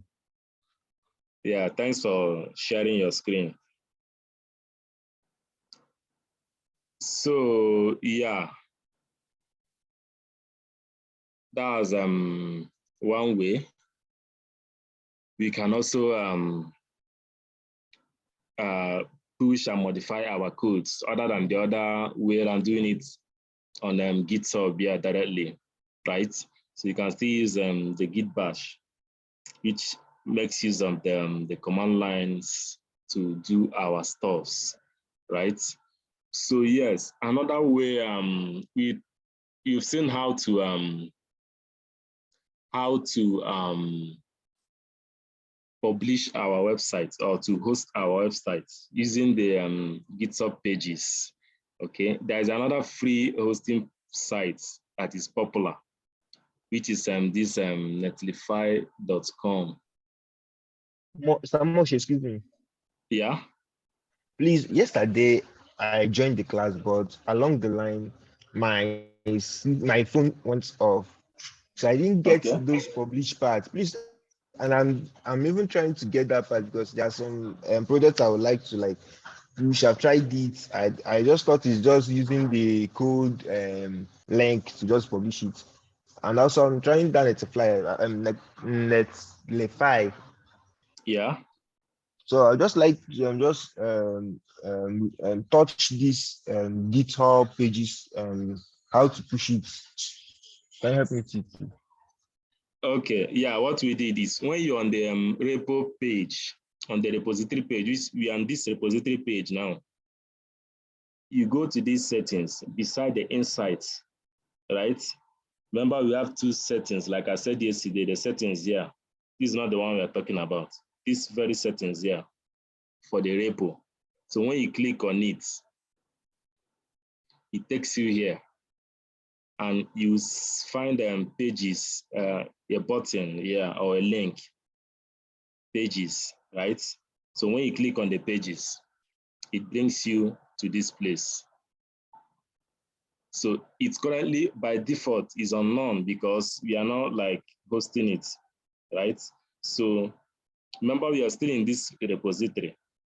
So if you go back and select the branch you want to host, so we talked about branch, right? So if it is the main branch you want to host, then yeah, it's pointing to the main branch and looking for the index file in the branch, right? Remember, I advised us to not to put our index file in a folder so that it will be recognized as the home page. If it is hiding, you might be having errors, right? So when you click on save, it generates a link, a live link for that project. So if you use this link,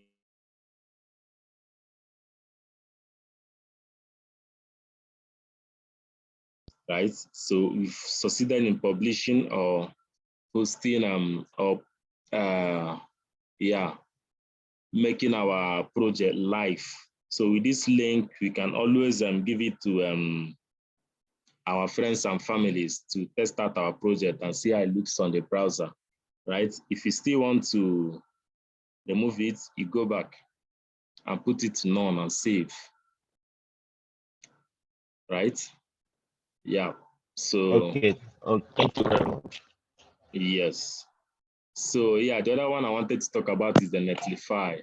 Before you go there, there's a question. There's a question I need to ask because Okay, we are not going there, Jimmy. Yeah. Yesterday, when you asked us to add our form file to our HTML and CSS, so I wanted to go live with the form as well on the Git. So I was now thinking of what to do.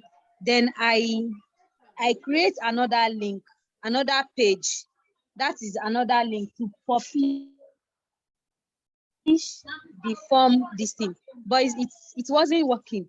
So can you just please help us clarify? So the question is, now that we have another file on that page, are we going to publish another link for it on its own?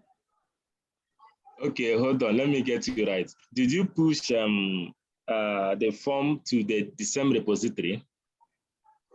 Yes. Okay, And it's you have not to, talking about branch as well. I don't understand. yes. You're just creating another branch. What you should have done is to create another repo and added the form, right? So if you're creating another branch, you can see it's pointing to one branch here, right? Yes. So is that branch now that is going live? The project in that branch is the one that is going live, right? So you have to create another repo for that form. Okay. Then yeah, you also do the same thing here in that repository for the form. Okay. Does that answer your question? Yes. So can we go together now to Netlify? Yes. Okay. So yeah, this is the Netlify. You can search it on Google. Please, can we just do that quickly? Search it on Google.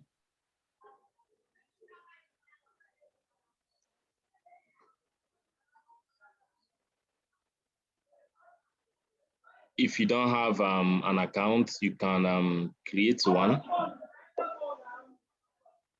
You can create one.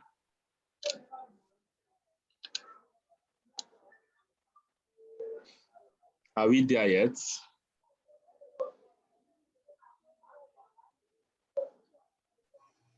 We're creating the account. Okay, Netlify.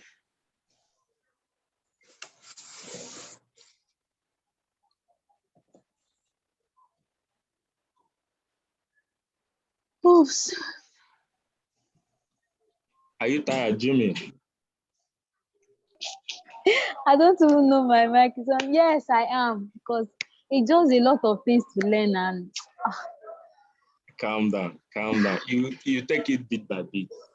Just like the So- program now. We started from the very basic ones, right? The HTML, the CSS, the JavaScript, and this. So it's not something you take at a time. You take the whole of it at a time. It's bit by bit. So don't feel overwhelmed, okay? Jimmy, Okay, don't worry. sir. Me and you gather there together. We are not climb the ladder together. You are far. seriously. You are far above me. We are not together. Flourish, what's the problem? Flourish, what's the problem? Leave Jimmy, make she day. Abio. Carry your matter on Allow your me. own. Allow me to do my day now. Flourish. Jimmy, don't worry. We are together in this. So don't feel Samosh. overwhelmed. Yeah? Samosh, Yeah? can I use my GitHub to create the account? Use your email for now. Okay, sir. Yeah, we should all use our email for now. All right. I've already used my GitHub. You say use your GitHub. Yeah. Have you created the account? I'm still at the Get Started page. I'm setting it up, basically. Okay. So Jimmy, don't get overwhelmed there. Eh? Yes, sir. Thank you, sir. Yes. The only thing is for you to be consistent in your learning. Take it one at a time. Okay, don't try to digest everything at the same time. Take it bit by bit, one at a time. Yes, sir. Yeah. Jimmy, just use me and get hope. If I can do it, you can do it. As per waiting now, Flourish. Samosh. Yeah. Something just happened on my listen. I just signed up. Mm-hmm. Automatically, it gave me a name. A name. Is it that I don't know whether if I've registered before or what. Like I just signed up. I don't know if I have these accounts before or not. That's like I'm surprised to see having my name on it. It shouldn't be from the name you provided. what I did was sign up and just entered my email.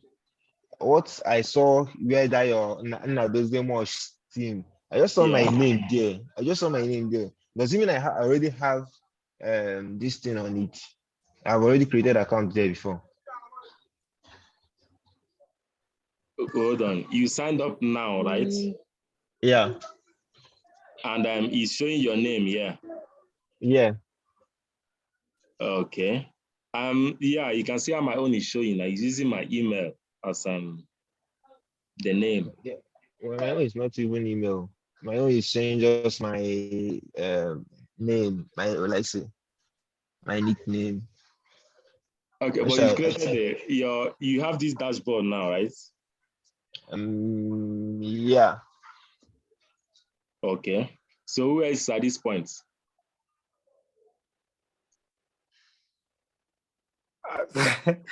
Sorry, yeah. I'm lost. Like, I'm totally lost. Yeah. Find you. I've not created this. Permission to find you. Permission not granted, Jumi. You've not done what? I don't even know where we are right now. Like this app.netlify. We are to create an account in it, right? Yes, create an account. That's what I said. Okay, so I just opened it now and okay, I should create email, right? I can create with email. Yes, that's what I said. Create with email. All right, sorry. Okay. Yeah.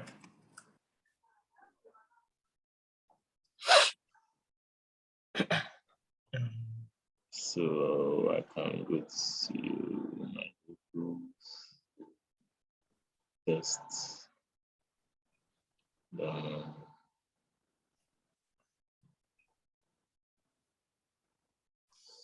Yeah.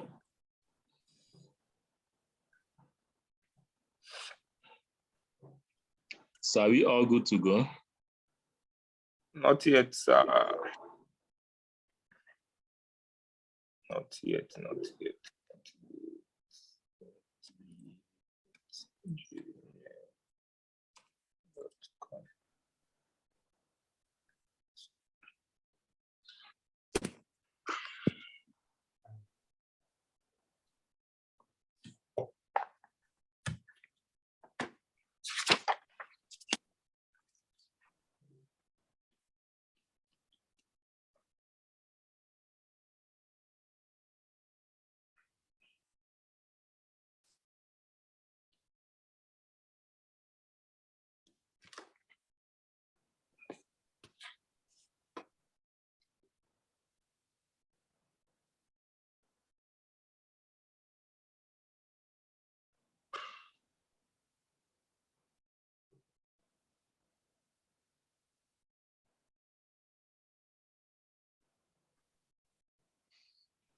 So how many of us are at this point?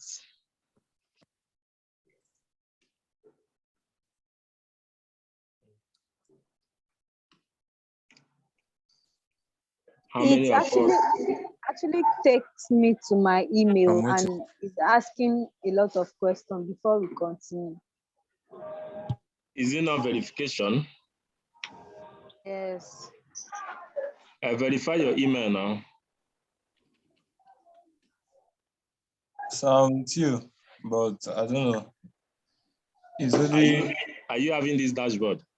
yeah, I have the dashboard, but it's only team members that's being shown. Concurrent builds, build minutes used, bandwidth used, all that is missing.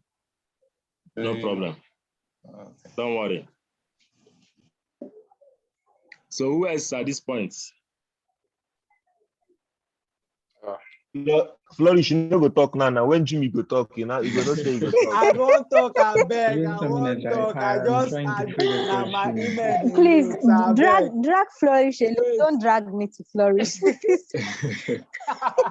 Jimmy, have you please guide me. I'm not. Guide me through this. He said, I'm using Netflix for work, client, personal, school. Oh my God. Which one should I select? It's personal, Okay, yeah. okay, sir. Okay, sir. Jimmy, Shay, you do not know what to say. I'm done with it now. Yeah, so you go to this add new site. Oh. Do you have this button? Can't. Not yet. Just a minute.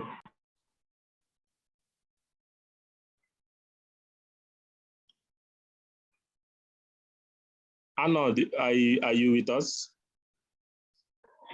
Yes, I have the screen. It shows me to deploy your first project. I was trying to fill the questions in the previous page. Okay. Okay. If you okay, deploy your first page. It's showing you this, right? No. Select Something. there, my own is showing two separate something. Deploy your first. One said import an existing project. The other one says start from a template. Deploy manually Yes, now. Yeah, I think I have the same screen with Flourish. Then under it is saying deploy manually. Then drag Yes. and drop your site. Yes, deploy manually. Deploy manually.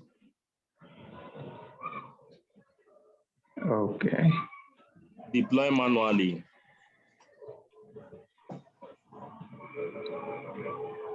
So do you have Is it that? not the same Netlify that we are? I'm not seeing deploy manually. Flourish, where are you? Flourish, come up. I beg Who now, is make that? I leave me now. Jimmy, what is your, Yes. are you seeing any place you can add new site or deploy your first project? Yes, I can see import from Git, browse templates, and or deploy manually. Deploy manually then. Deploy manually, that's what you're going to click on.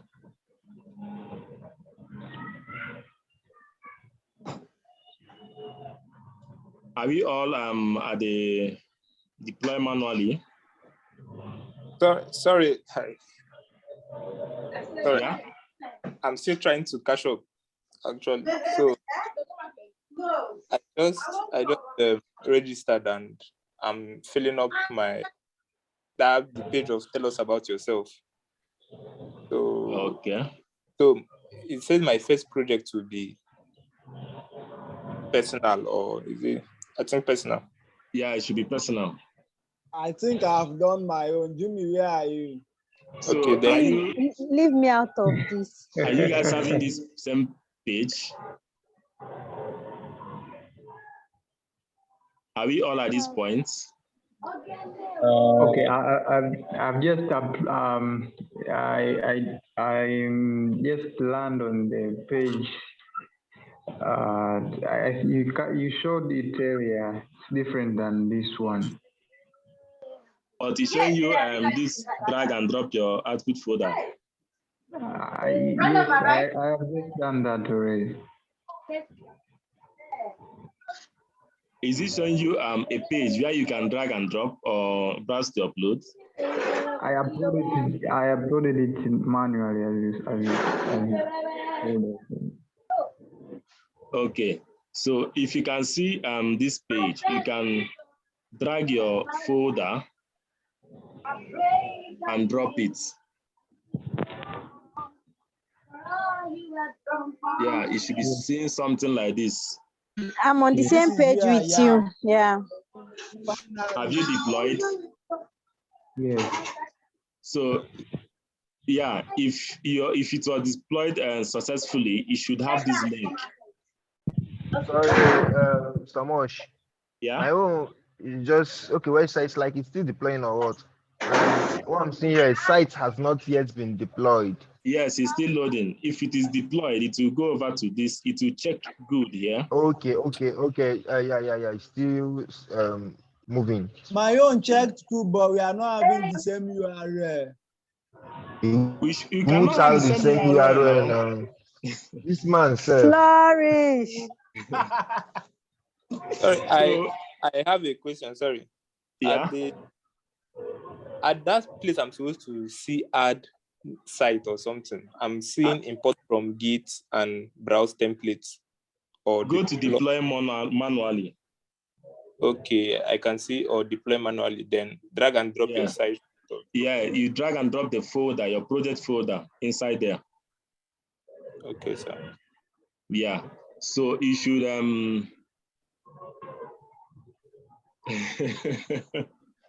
don't mind them, Jed. So if you click on this link, it should take you to your project, live project. Okay. If you click on it, it should take you to the live project like this. Okay. So it should take you to the live project. Then, yeah, another thing you can do is to customize. When you go to site settings, right? When you go to site settings, you can see this change site name here. Are you guys following? Yes. So if you're going to change site name, you can change this name. But you cannot change the netlify.app, the extension. You cannot change it. It's only this name you can change. So you can write it maybe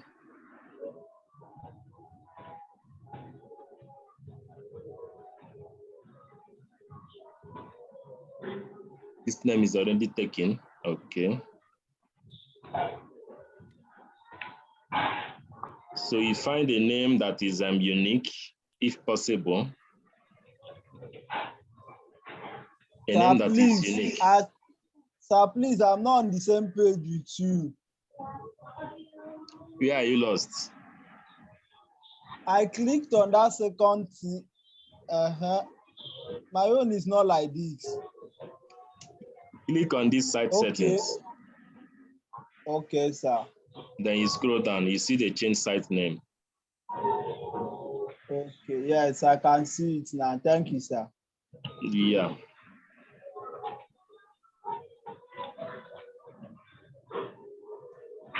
So you find a name that is unique, that is not chosen already. So you can see my site name has changed, right? It has changed, okay?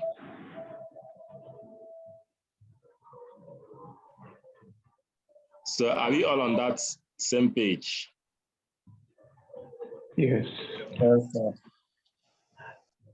Okay. So yeah, another thing I want us to do is this.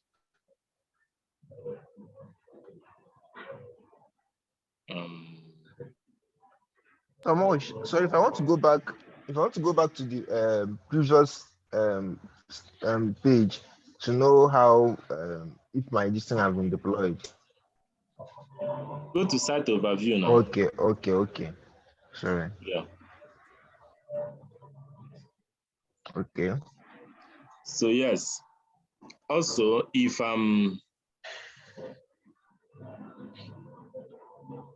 inside this project, right? Inside this project, if you still want to modify it, right? You can also have to you will also have to drag and drop the modified folder.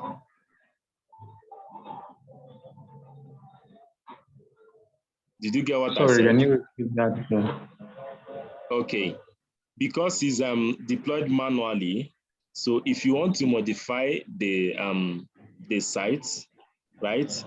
The one you have in your local machine, if you maybe added a file inside that folder that is in your local machine, the one you dragged and dropped here. Yes.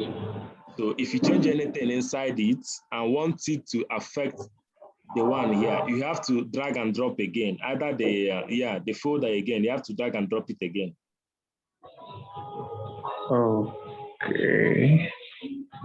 Did you understand what I said? Okay, where do we do that? In deploys, I see. Yes, deploys. Okay. That is it. Hold on. This is the dashboard now. These are the sites I have deployed already, right? Yes. So if you click on the project you want to modify, you can see, I mean, that's project dashboard now, right?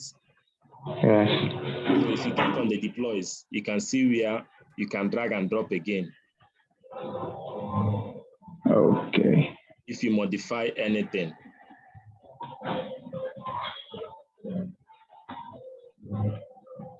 Okay. Okay. Samosh. Yeah, yeah. This is like a free version, right? Does it have all these limited number of days that we now have to pay or subscribe? No, this one is free. But it has some limitations to the upgraded one. Of course, if they have other features for premium plan now. All right. Sorry, Wesha, can I have this kind of descriptions that when you deploy on a normal hosting site, that if you type your name and your domain name, it will give you kind of like a description about the site. Is there any way I can do it here? Description about the sites, how? How do I do it to explain? Like when you click on, for instance, genesystech.com, yeah, on your, or like you send someone on WhatsApp, this kind of thing that you will send someone on WhatsApp, if you have some written text about the site plus the link. Okay. And you understand what I'm trying to say here? Yeah. So Well, try this one. is there any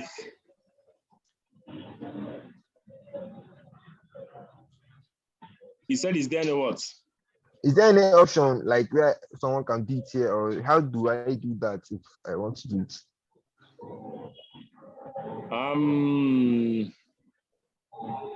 Well, I don't know if you can do it here. I don't know if you can do it here. So maybe you try and go through the site and see what you can find, okay? All right. Yeah. I heard you. So what I want us to do next now quickly is this. Still in your project dashboard, okay? Are you all following? Yeah, I'm following. Okay, you go to this deploy settings. Right, go to deploy settings. Now, you can see this now.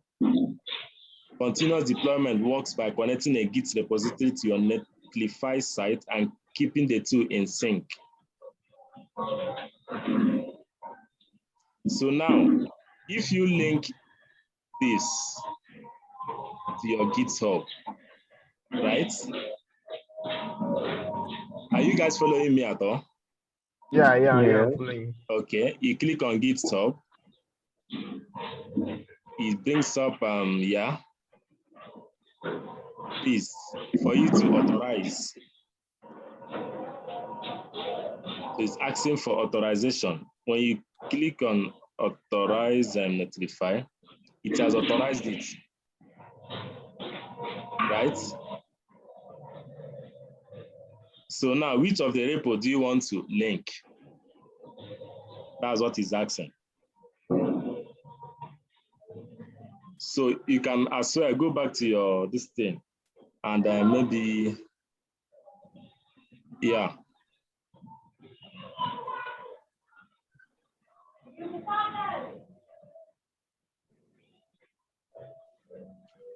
If I copy it, correct.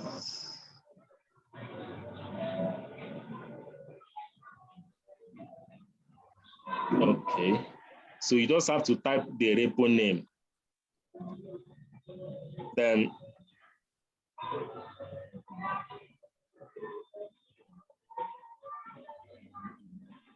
we did that already now. Okay.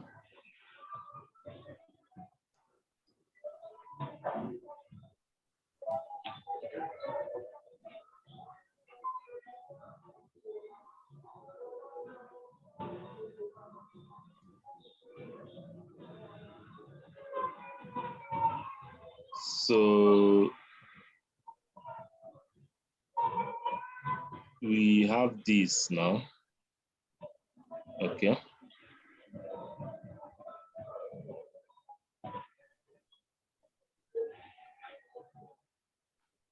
So we have this.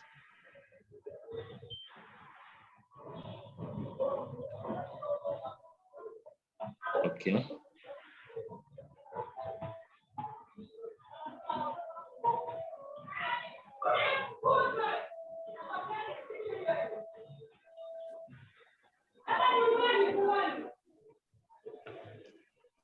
Please, whose speaker is on? Let them mute.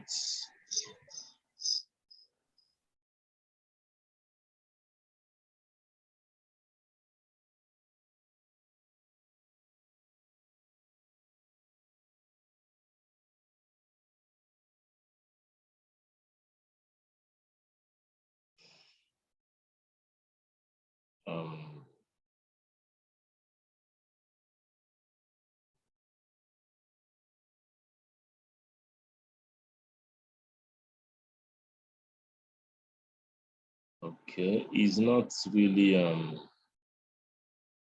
giving me what I want.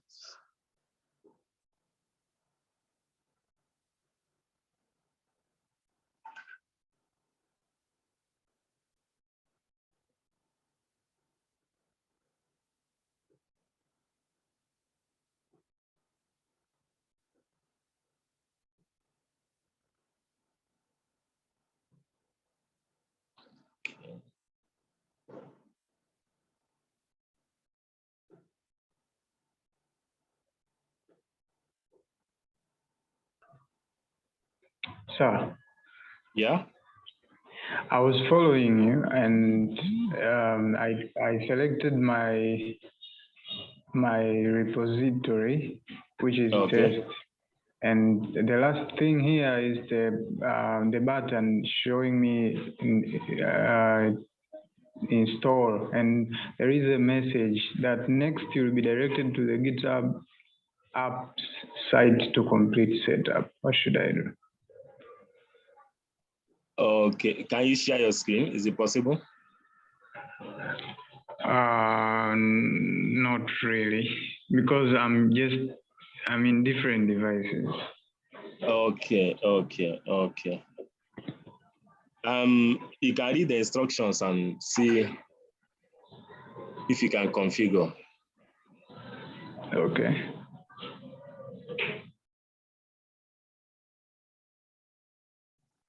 Because I'm trying to search for. Hello, sir. Yeah. I did my own, like when I clicked on what I saw, it took me back to my GitHub account.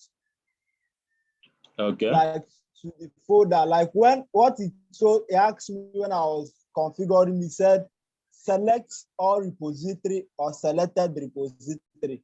And then clicked select all repository. Now it's now published it.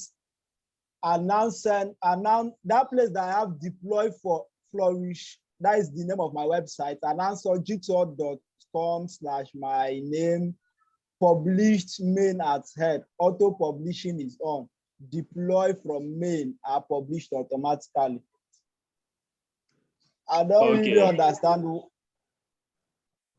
Okay, what you did was to kind of automate whatever you deploy now will be kind of published in Netlify here.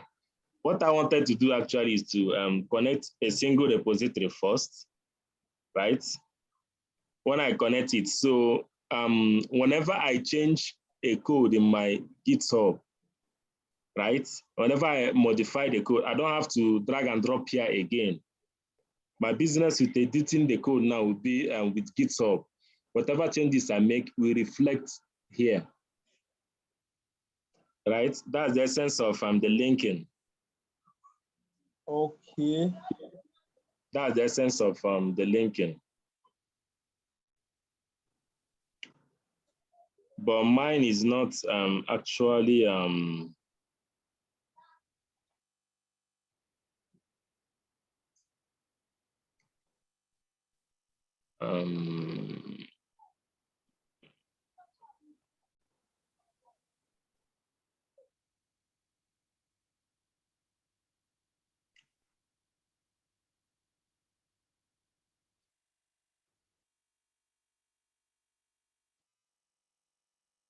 Okay.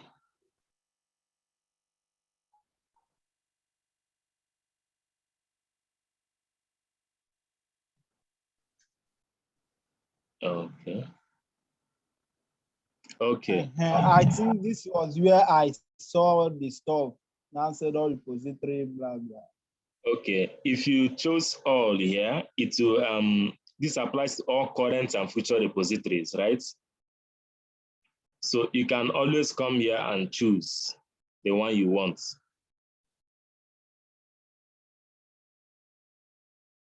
Right? So if I should choose the test, it's adding it here now as a single repository. So if I click on save, so I've added it here now, right? I've added it here. So I can now configure.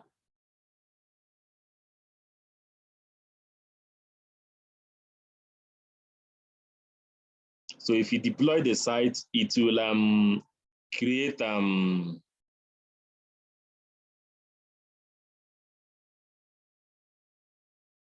so here we have the owner, the branch to deploy, which is the main, of course. So if you deploy the site,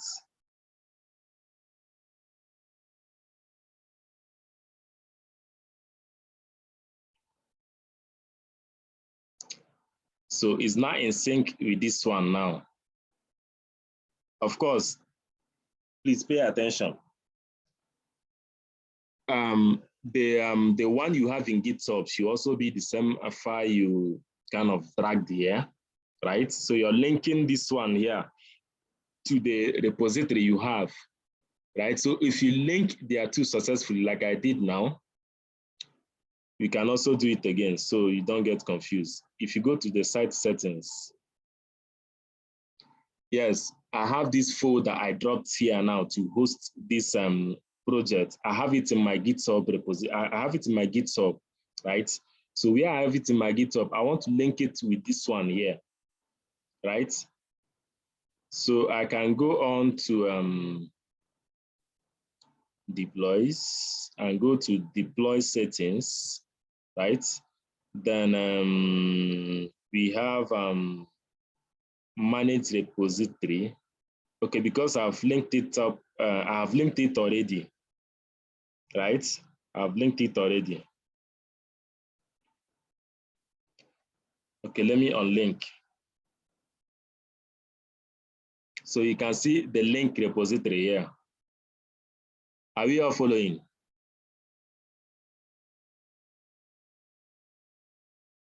Can you all hear me? Can hear you. Okay, so if you go to link repository, of course, we are using GitHub. We have other this thing here. Okay, so we are using GitHub. So if you click on GitHub, right, it will authorize your GitHub. I've authorized it already because it's linked here now. That's why it's showing my account. You can choose another account, right? But yeah, it's choosing this account now. So these are the two repositories I have used, okay? You can always go to configure, all right? If you go to configure, you choose the accounts, right? Click on the account. Then this is the place where you configure if you're to link selected repositories, or you want to link all your repositories, right? So if you go to select repositories, you have to search them. These are the repositories I have, okay? So if I click on anyone, it will add it down here, like it added this one. It will add it down here. Then you go, okay, let me remove this one. I can add it again. The test, I can add it again. The test here, then save. So I have it here now. Okay, I have it here now. If I click on it, then I'll go down to maybe, yeah, configure the build, right? So this is the branch I'm deploying from, all right? There's no other thing I'm going to set up here. So I'll just go ahead and deploy site.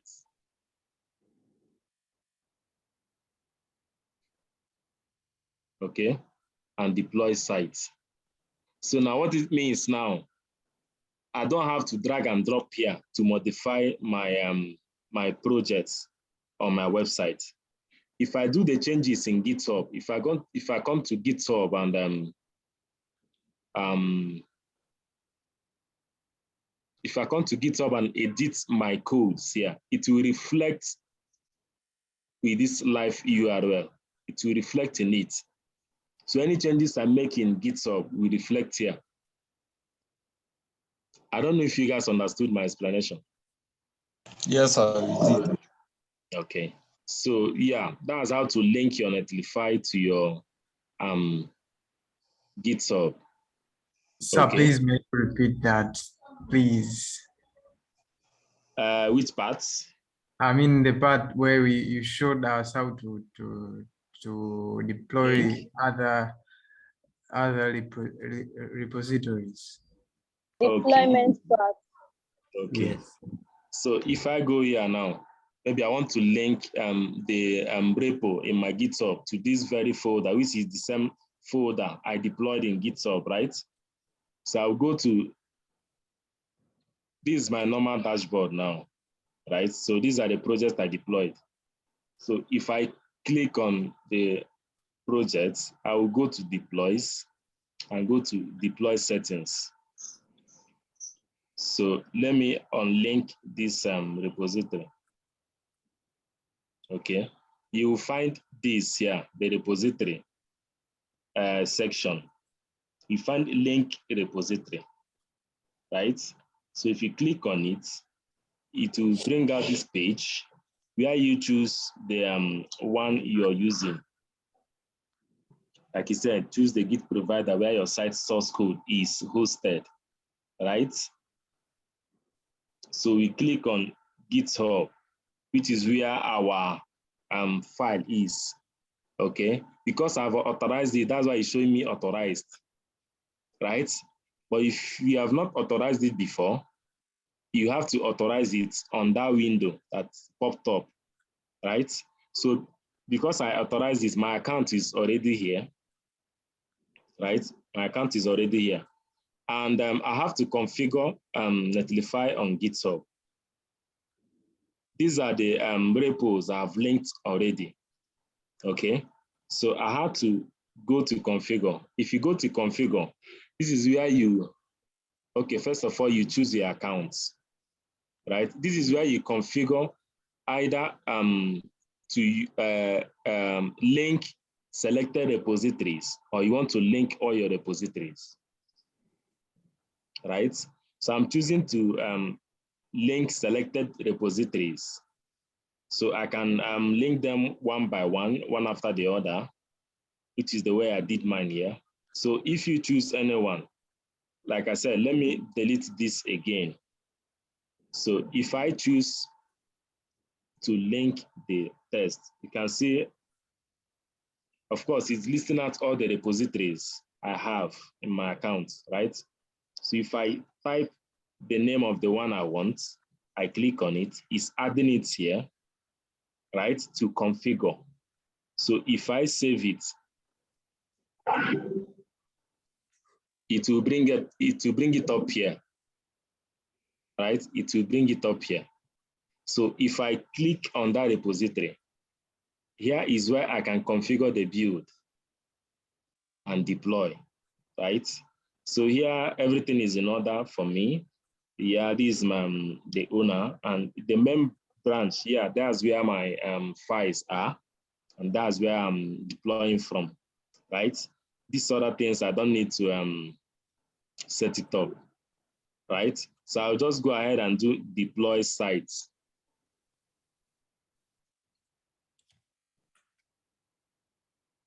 So now it's deployed and linked, right? It's deployed and linked. So whatever changes now I make in my GitHub, like I said, unlike before, if you deploy manually, if you change things in your project folder, in your laptop, and you want it to update with this live URL or with this one you have here, because you drag and drop your folder here, right?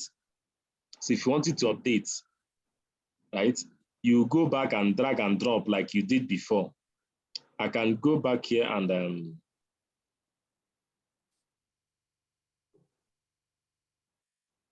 So I think we get it. okay, you got, I'm trying to explain to Arnold. Arnold, are you still confused? Okay, thank you for caring. Oh, are you clear now?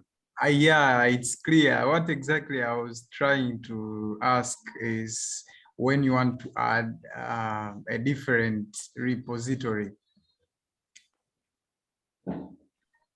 Okay. It's still the same thing.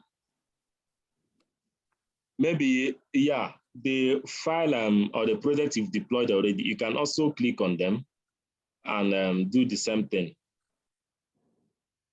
You can see this one is not linked. This one is not linked. So you can still do the same process, right? Okay. So I mean, if you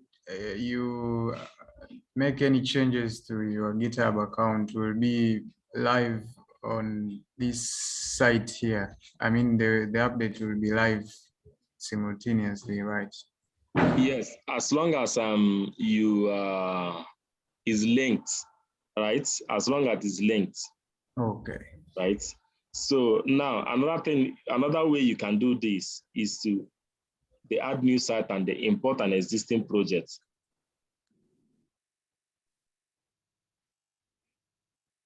Did you hear me? If you go to import an existing project, it will still take you to this place. Yeah, that's clear. Then you can go ahead and do the rest of it that we did. So I hope this part is clear. Thank you, sir. Yeah, uploading from yeah, first of all, we need to deploy manually, right? So if you're importing an existing project, it's taking you to where maybe your project is being hosted, like it's pointed out here, like our GitHub. So you might just push your code to your GitHub, right? Maybe you don't want to use Git Pages, the GitHub pages to host it, right? You might also want to use this one, right? So you can directly host from that GitHub without first deploying it here. So is that clear? I have a question. Yes. Okay. The linking repository you talked about, like, yeah. I think it's Flourish that said he did all repositories. Okay. If I'm correct. Okay, so if you link all your repository to this one folder you've deployed already, all your repository will still have one URL, and I don't understand how one URL can open different repositories. Also, I don't know. Okay. No, you will have to be selecting it one after the other. Like, maybe you should try that and see what happens. See what I did there. The example I was using, I already deployed this manually here, right? Yes. So what I did was to like link it to the repository where this same folder is in my GitHub, this particular one, right? Okay. So I don't have to click on the all repository if I'm using this one now. Okay, let me recap what you just said. Okay, so like you already deployed this project manually, but why you linked it up to your GitHub is just so if you update anything, it will update automatically. Am I correct? Exactly. Okay. Yeah. Okay. All right. Yeah. Any further question, guys? Don't forget to send the link that you promised. For the Git bash, right? Yes. No problem. Jumi, this one you're quiet. Are you good? You want it to She can ask Flourish later. Which one is ask Flourish later? I beg you. Me that is still finding my food. Okay, guys. Yeah, I think we've come to the end of today. At least you've got to know 2 ways to deploy our site free. Okay, so we can show anybody who want to show with our live link. Yeah. So you can utilize this platform to host your personal projects, right? Host your personal projects. You can also customize, like you said, customize the link or the URL name. Okay. How are you? Sir, please, I want to make an appeal, please. Okay. When are we going to do a review on this? I think that's where I have a bit of problem. Oh, we are going to do one.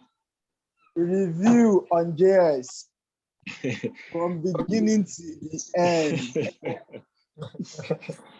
Okay. We might do that in our bonus class. Okay. Okay. Yeah, we'll communicate that in the Slack channel. And those classes were now recorded. That can have access to the form and the codes that were created. Because during those days, I was like badly sick, so I was not able to attend any of the class. That test, the repo you asked, I thought you said you copied the repo yesterday. That's where the our codes are now, the JavaScript codes. Okay, the JavaScript code, it's all of those ones you uploaded. Yes, yes. Okay. Thank you, sir. That test, yeah. You're welcome. So yeah, guys. After today, we'll be assigned our projects. Okay. So we utilize the GitHub, and yeah, the Git also will come in play. Okay. So we try as much as possible to put into practice all that we've learned. Okay, and yeah, I think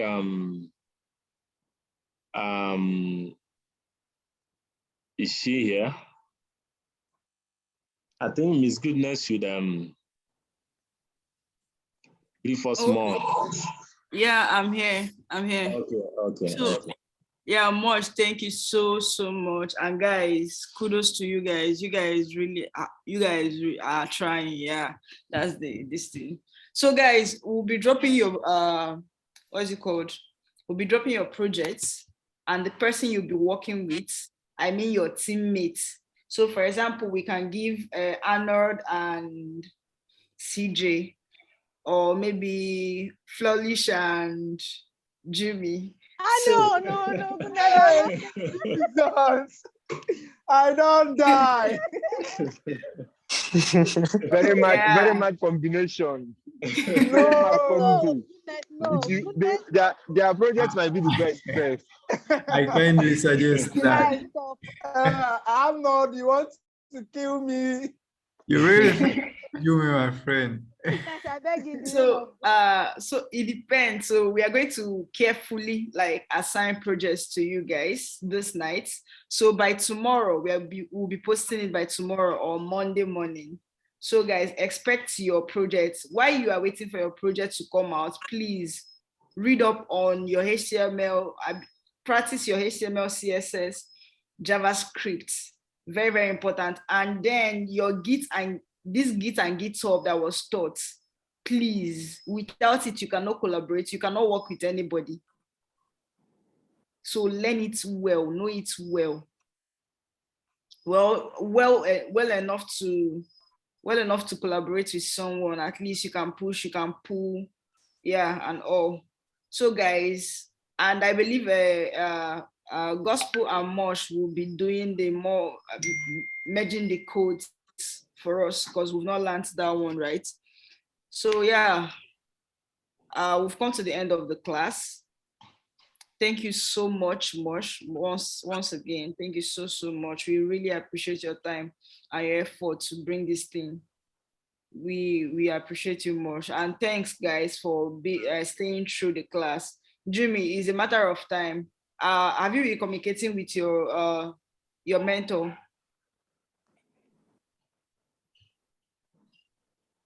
Jimmy, can you hear me? Yes.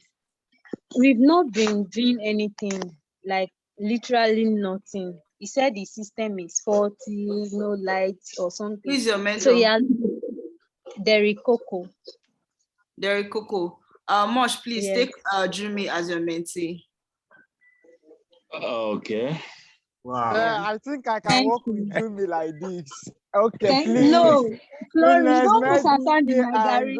I am now assigned to another mentor. Flourish, what's your Yes, too problem? much. I Okay. want to work with Yes, Jimmy, too please. much. Jimmy, Okay, guys. take me as your hand.